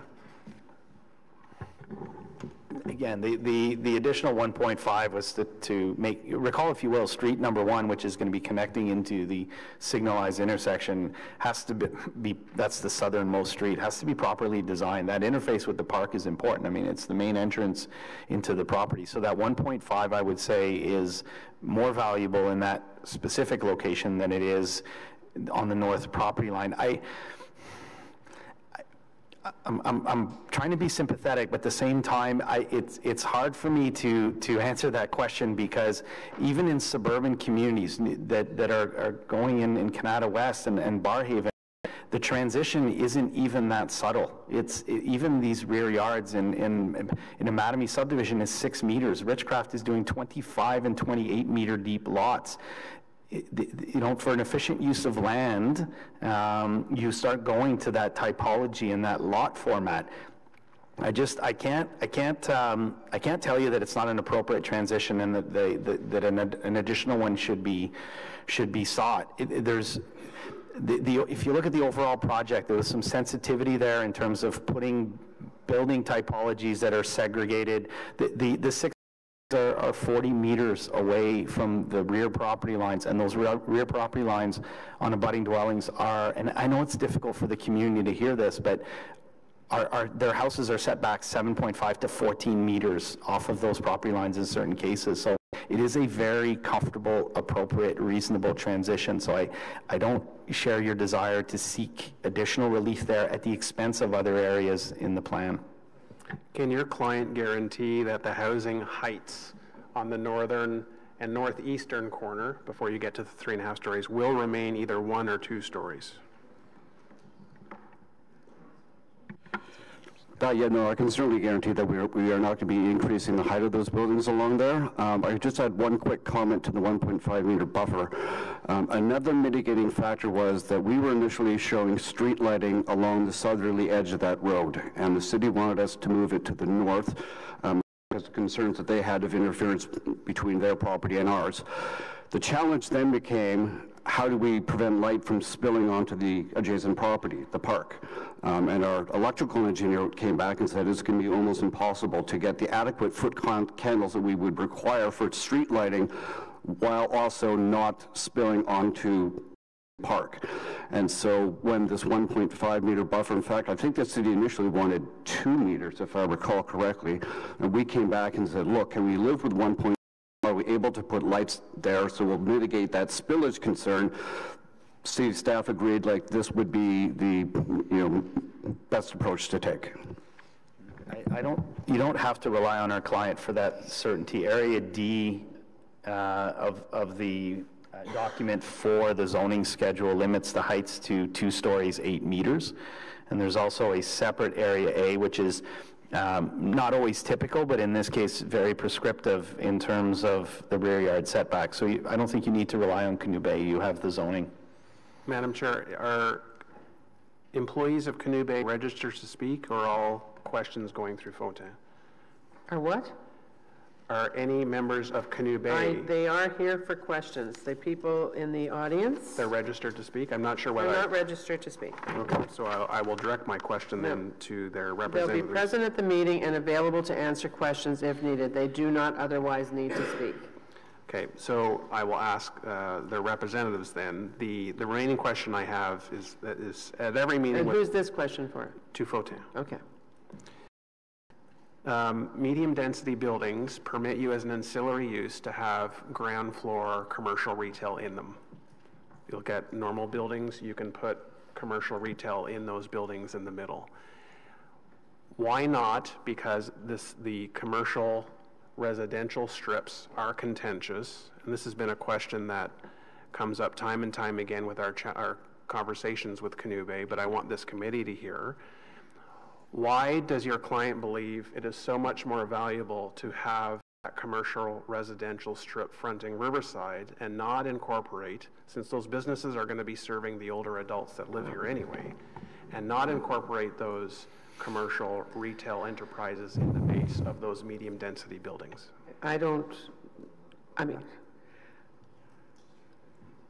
The benefits are not going to be just for, otherwise you'd have a canteen and one of the long-term care things. Obviously, their businesses are commercial, whatever the use may be. I'm sure people can even walk to them from other parts of the area along Riverside Drive.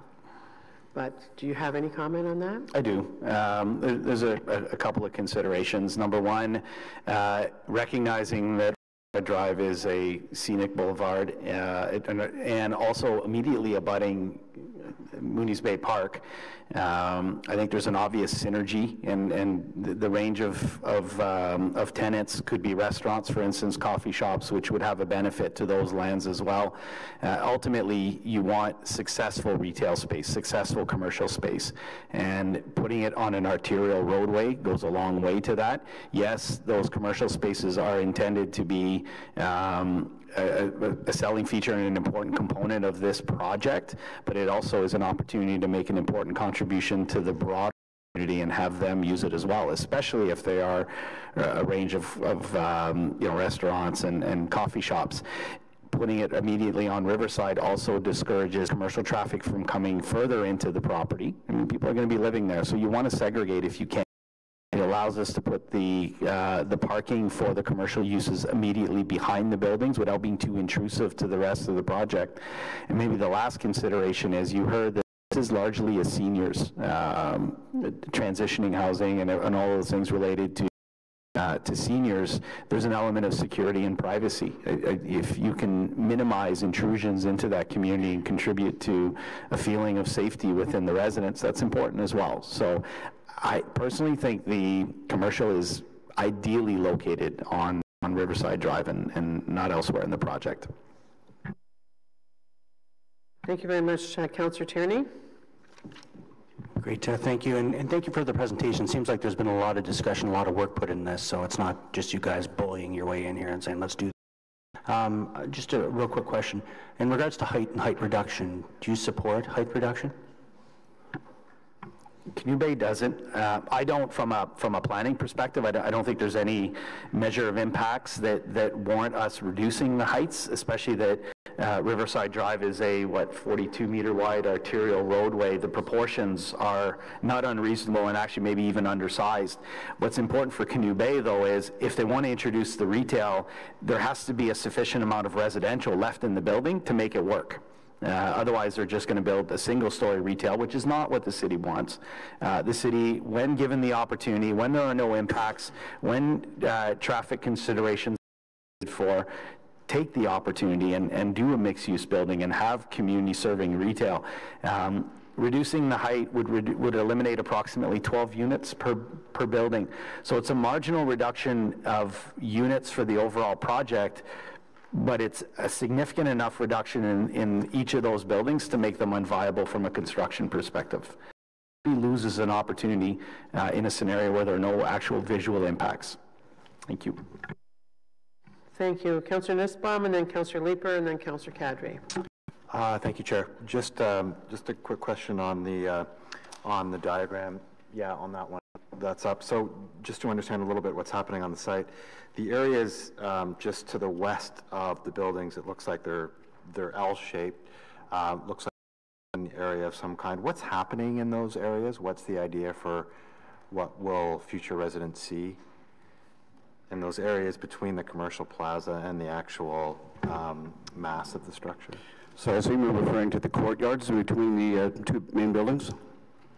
The interior courtyards? Mm-hmm. Right, those are going to be private. They'll be fenced off just from a security perspective. And right now we're currently working with the landscape designer and our interior designer to have some outdoor amenity spaces. So there'll be probably outdoor barbecues and fireplaces and permanent seating, covered areas. We're looking at the idea of having maybe some raised planters for gardens for the community, herbal gardens, that type of thing. So there'll be a variety of uses at the ground. We also have a pool and a spa in that middle spine, and so we'll probably have some adjacent outdoor terrace spaces to serve the pool as well. Second question relates to the retail, which I see as being a positive element of the proposal. It allows hopefully additional shops and services for nearby residents. But just understanding the connectivity, if you look at the southeast corner of the lot, it looks like there's some access, pedestrian access to a residential road just to the east. What is the pedestrian movement up through the public park? Will there be a multi-use pathway or something? A way in which people will be able to access the retail space? So as I mentioned before, there's another application before the staff, a plan of subdivision, and through the plan of subdivision application, the staff will be taking a surface easement over what you see as called phase 2. So that surface easement will act as a pathway, cycling pathway from Springland Drive into the city park, accessing the signalized intersection that the applicant will be constructing to Mooney's Bay Park. Okay, thank you. Councillor Leeper, please. Thanks. I'm wondering if you can address the question I had earlier with respect to trip generation, maybe give us an idea of morning peak, PM peak, and some idea of weekend traffic. Sure.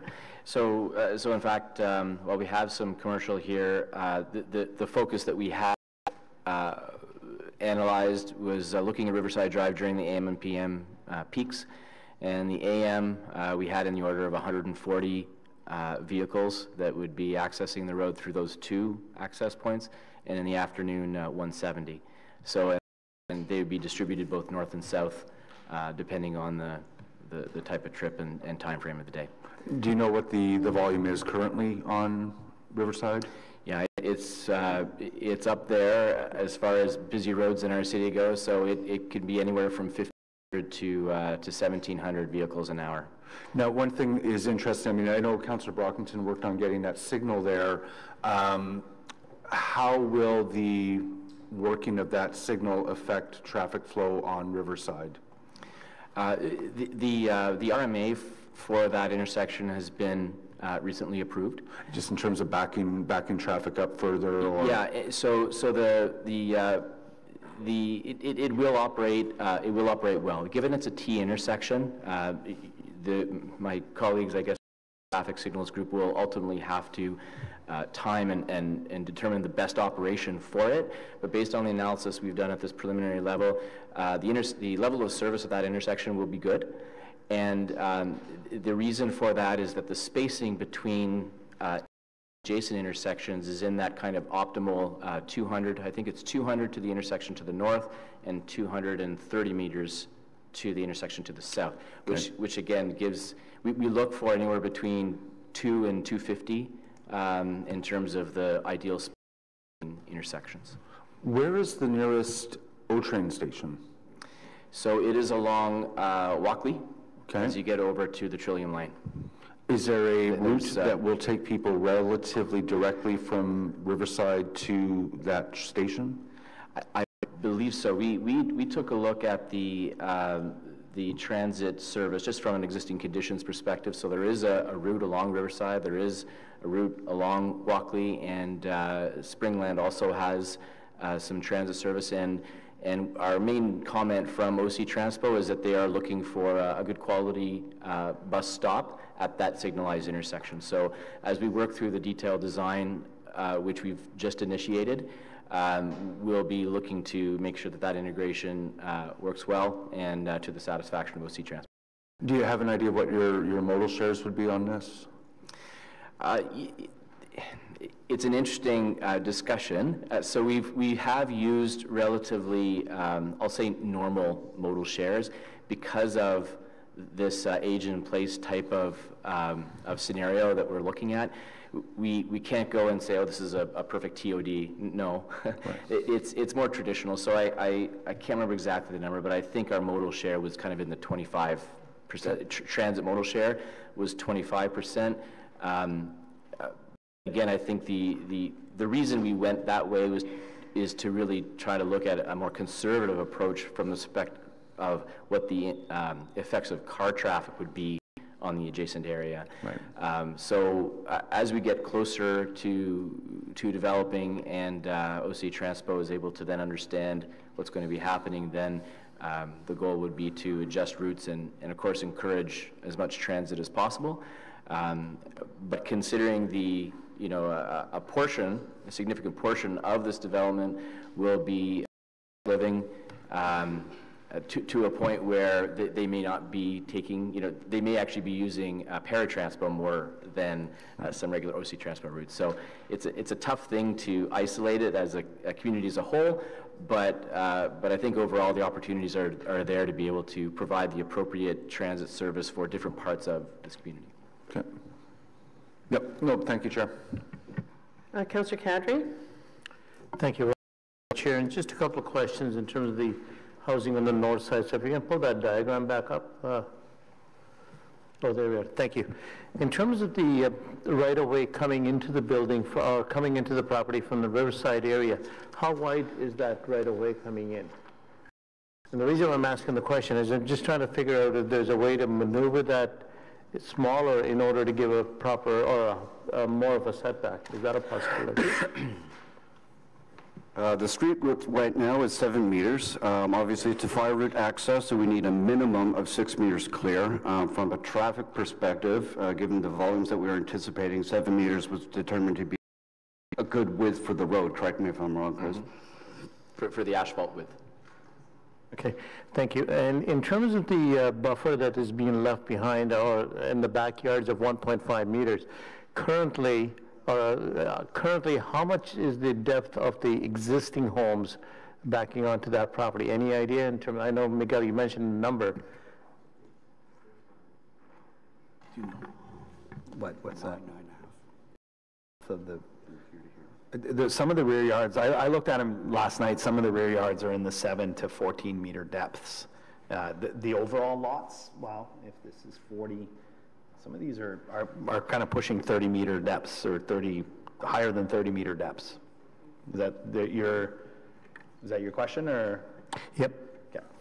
The next question related Mr. Tremblay, is the fact that any of those houses backing onto the northern section, will there be any walkout basements, or are they all at grade level? There will be walkouts.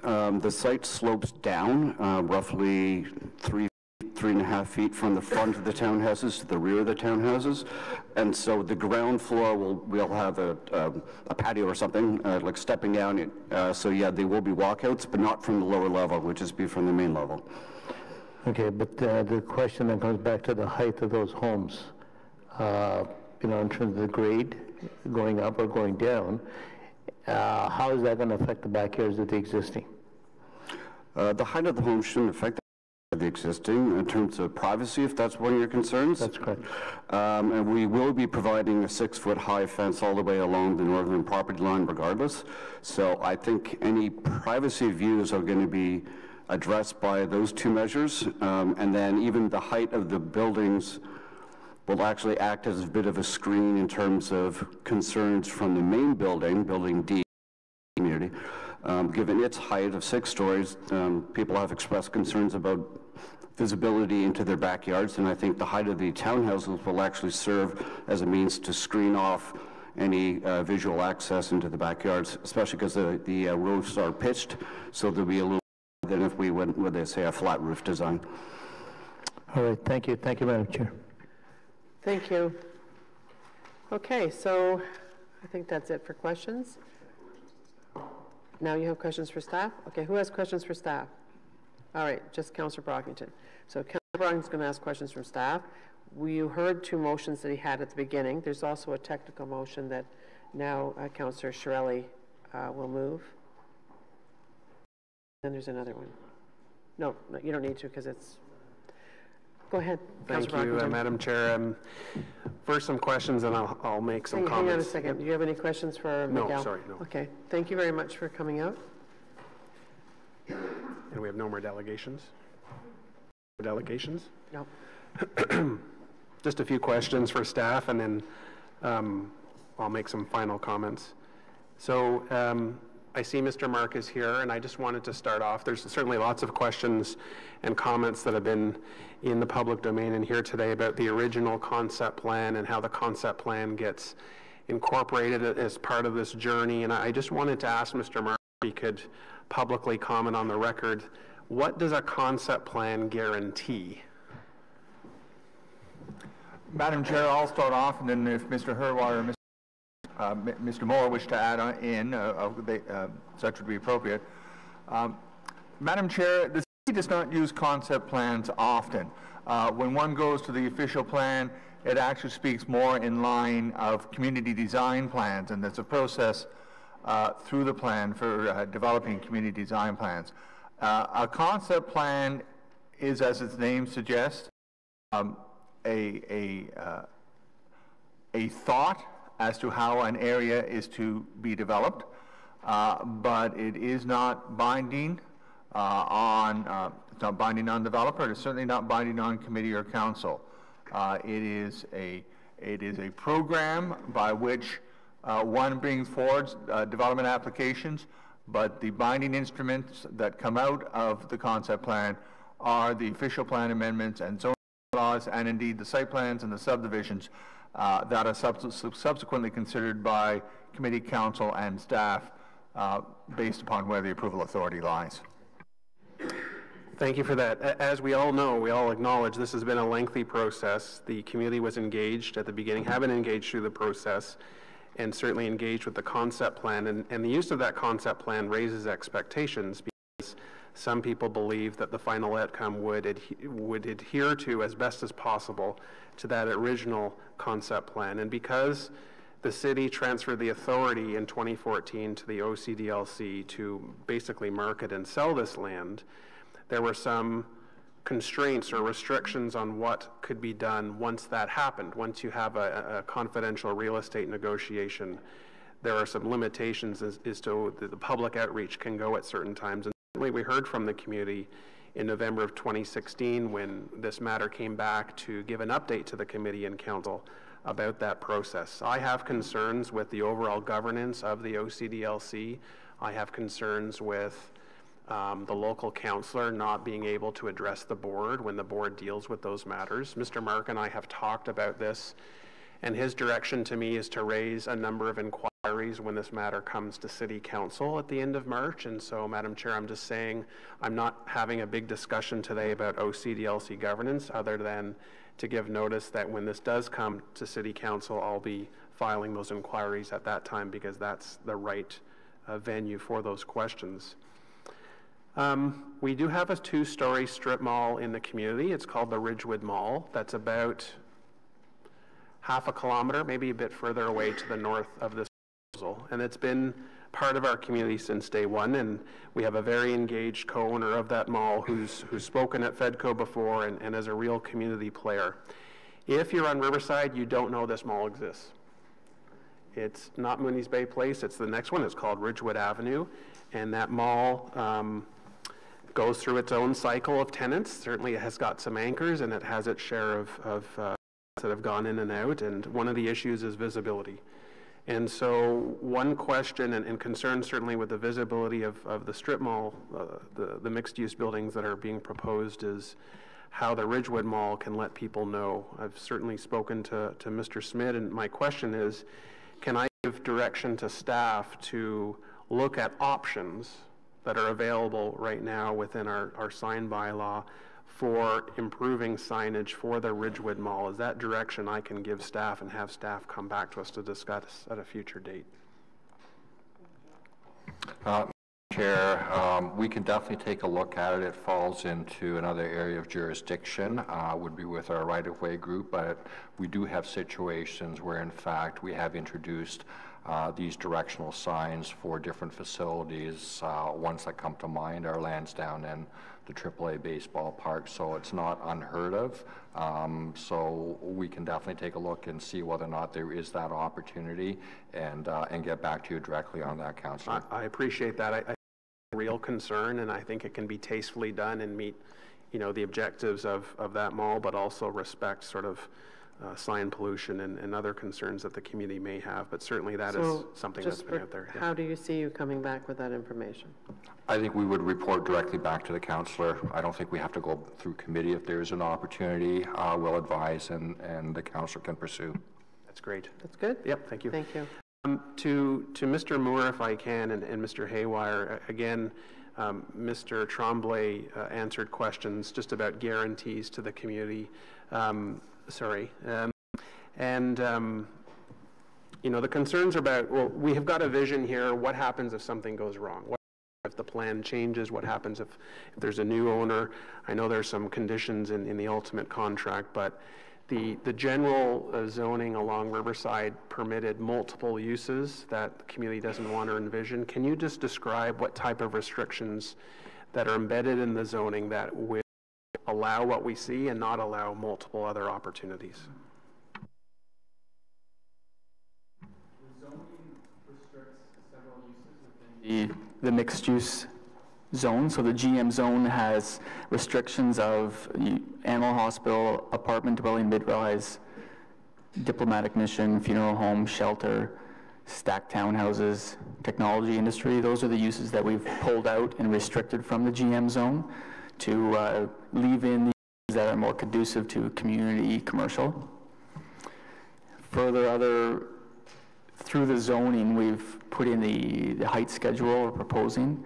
So along the northern property line, the townhouses will have a maximum height of 8 meters. So if any other proposal does come forward somehow, some way in the future, it would require a rezoning to permit that. And that would be public consultation and up for committee to decide and recommend to council. Are there other speakers to staff? Nope. Do you want me to have final comments? Does anyone else have final comments? Go ahead. Thank you, Madam Chair. Certainly, this has been a long journey. 11 years is a long time for anything, particularly for a development opportunity in an existing residential community. We've talked about some of the issues in the past, and certainly there's a proposal before us that I want to focus on and certainly thank not just the speakers who came out today from the community, but there are multiple community groups that have been engaged in this development and this journey that we've been in. Literally every community group that exists in Riverside Park I've met with multiple times to discuss the Canoe Bay proposal, but also to understand what their concerns are, and again, try and mitigate those concerns as best as possible. There are things I like, and there are things that I'm concerned with. In the north, that former traffic outlet, egress, is now dedicated exclusively to pedestrians and cyclists. There was some talk at the very beginning that that would be for traffic, and the community was quite concerned with that, and that has been mitigated. The existing fence, you know, all schools have fences. It's a chain link fence through it, will be removed, and a 6-foot wooden fence will be erected. And on the Canoe Bay side, trees and shrubs. So there will be, at least at ground level, some privacy, tasteful privacy, that will be implemented by the Canoe Bay owner. There's even going to be a noise wall on the northwest corner for that first resident who has been given a number of options by Canoe Bay and is working with Canoe Bay on something that works for the resident about a noise wall in that corner. Very concerned with Springland Drive access. There was a little sliver of land that the city purchased between Holy Cross School, which is to the north of Phase 2, and Holy Cross Church, which is immediately south of that Phase 2. And that was primarily purchased to be a roadway. There was significant concern in the community. Right now, Springland Drive has a cut-through traffic problem. The Airport Parkway exit at Brookfield, which is to the north, has a lot of particularly PM peak period cut-through traffic, and people don't want residential cut-through traffic. We know that. Riverside Drive is the ideal street to do that. The median cut will be paid for by Canoe Bay. Those lights are paid for by Canoe Bay, and that will provide, I believe, safer access, net safer access for the community, Riverside Park North, by having the main entrance and egress points from Riverside. The original was to have 3. And the community said, look, Riverside is a busy street. We need to be able to move traffic safely at a reasonable speed. And again, there was pushback from myself with Canoe Bay not to have 3 entry and exit points, at least 2 there, the outcome. The park to the south has had preliminary consultations already. There will be much broader, in-depth public consultations probably in the spring. Canoe Bay is contributing up to $800,000 for the design and the components of this park. The city is not paying for that. This will become a city park, and the community is going to decide what goes in that park. So that is another benefit to the community. I do think that there is great value in looking at the reduction in height from that commercial.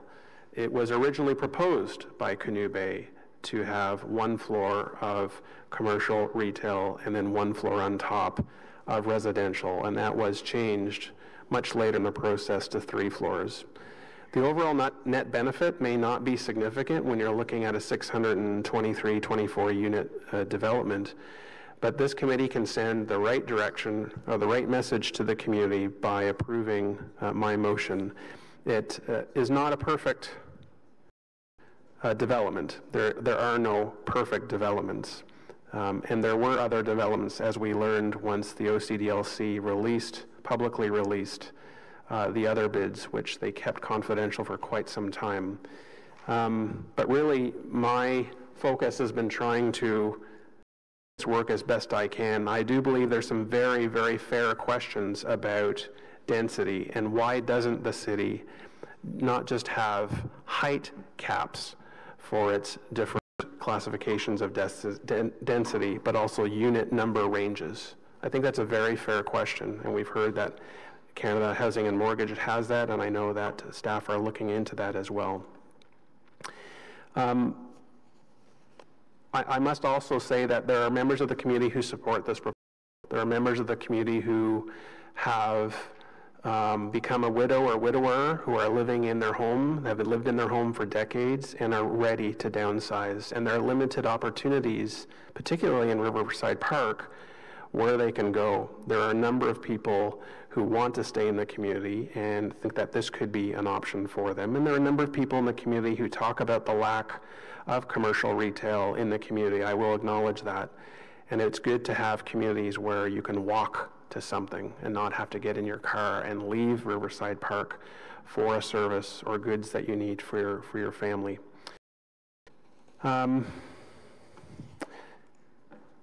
So again, Madam Chair, I'm asking the committee to support my motion that looks at reducing the height of that commercial residential strip. I do believe that is something that should be supported. I've met with every member of this committee one-on-one to talk about this project and why I'm putting forward this motion in particular.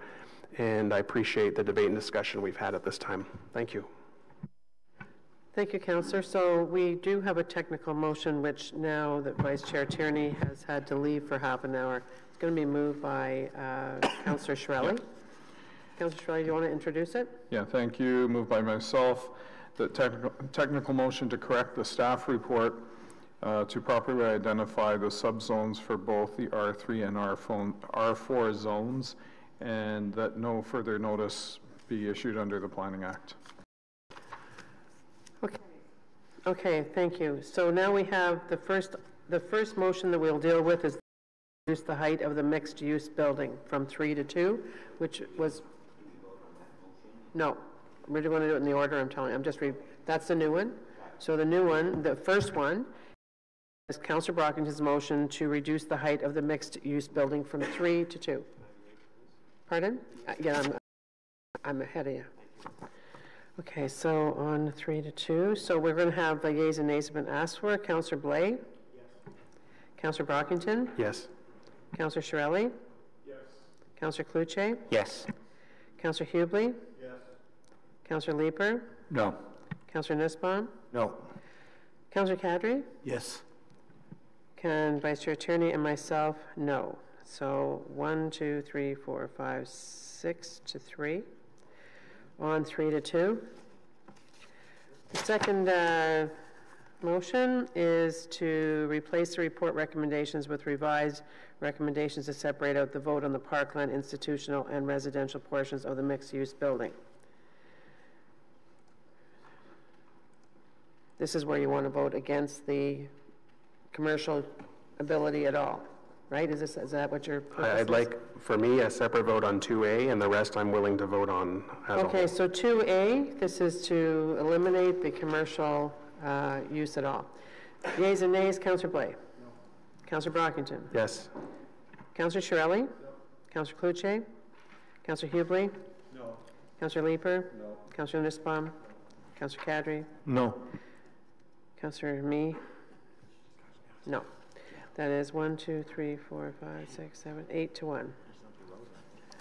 So, who did I forget? No, Tim's had his hand up. Yes? Madam Chair, in light of the fact that motion 1 carried, in dealing with the technical motion there, I don't have it in front of me. My recollection is there is a reference to Schedule 4 in that motion? In the technical motion? Yes. Yeah.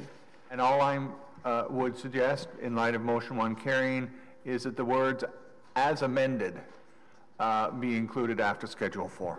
So Schedule 4 as amended. Sure, but since I've separated the one point that Councillor Brockington didn't want to support out of it, don't we also have to move that motion, or is it just implied that it will be, it's handled? Yes, we have to, we will in the actual motion at the end as amended will include everything, including the commercial. Okay, I'm answering my own question. So on the technical motion moved by Councillor Shirelli as amended, is that carried? Carried. All right, and then on the report as amended? Carried. Carried? Are we good? Mr. Mark, that's it? Yes. Madam Chair, I defer to the committee coordinator. I'm just relying on my memory. Were the other three clauses in motion number 2 carried? No. That was, I separated it. That was my point and my question. Yes, so the other, I apologize, Madam Chair, but if the coordinator says the other three clauses in motion 2 were carried, I'm good. Yes. That's right. That's why I answered myself. Okay. Thank you. So that one is over. Thank you, everybody, for your hard. Madam Chair, just I think Mr. Marks' memory was quite good, but I think it's document 4 versus schedule 4. Okay. Can you take note of that and make sure there's a correction for the council document, the one that goes forward? All right. Okay, so colleagues, we have a lot left on the agenda, and normally we take a break at 12:25. I hate to disappoint the people in the audience, but what we have left, I'll just give you an idea, okay? So then I'll be in your hands. The next item up is 1946 Scott Street. We have 1, 2, 3, 4, 5 delegations, okay? Next up after that is 851 Industrial. We have a speaker and plus Miguel Tremblay, so 2 speakers. That's the storage. After that,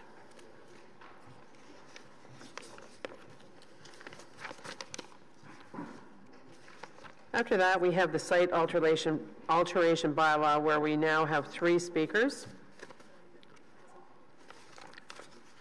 After that, we have the Councillor Kakish report on Hendrick. So we still have a lot to go forward. So do you want to take a break now, or do you want to wait till 12:30? Madam Chair, I think we can get item 6 done in about 20 minutes. Do you? Oh, no, we're not doing that. You're not doing that? Okay. No, that's not fair. That wouldn't be fair to the people. Not unless you just want to let it go. We will probably lose Gary Ludington. Well, I could start it and have Gary speak. Of the people that are here, who has, because we're not finishing this whole item. Okay, we will be taking a break. On 1946 Scott Street, we have Vivian Russell, Gary Ludington, Trayton Jensen, Gord Garner,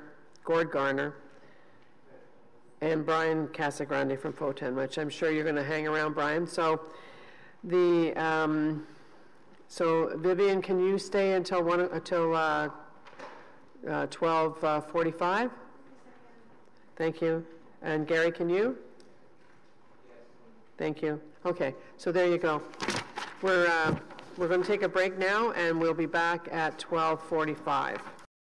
Thank you, everyone.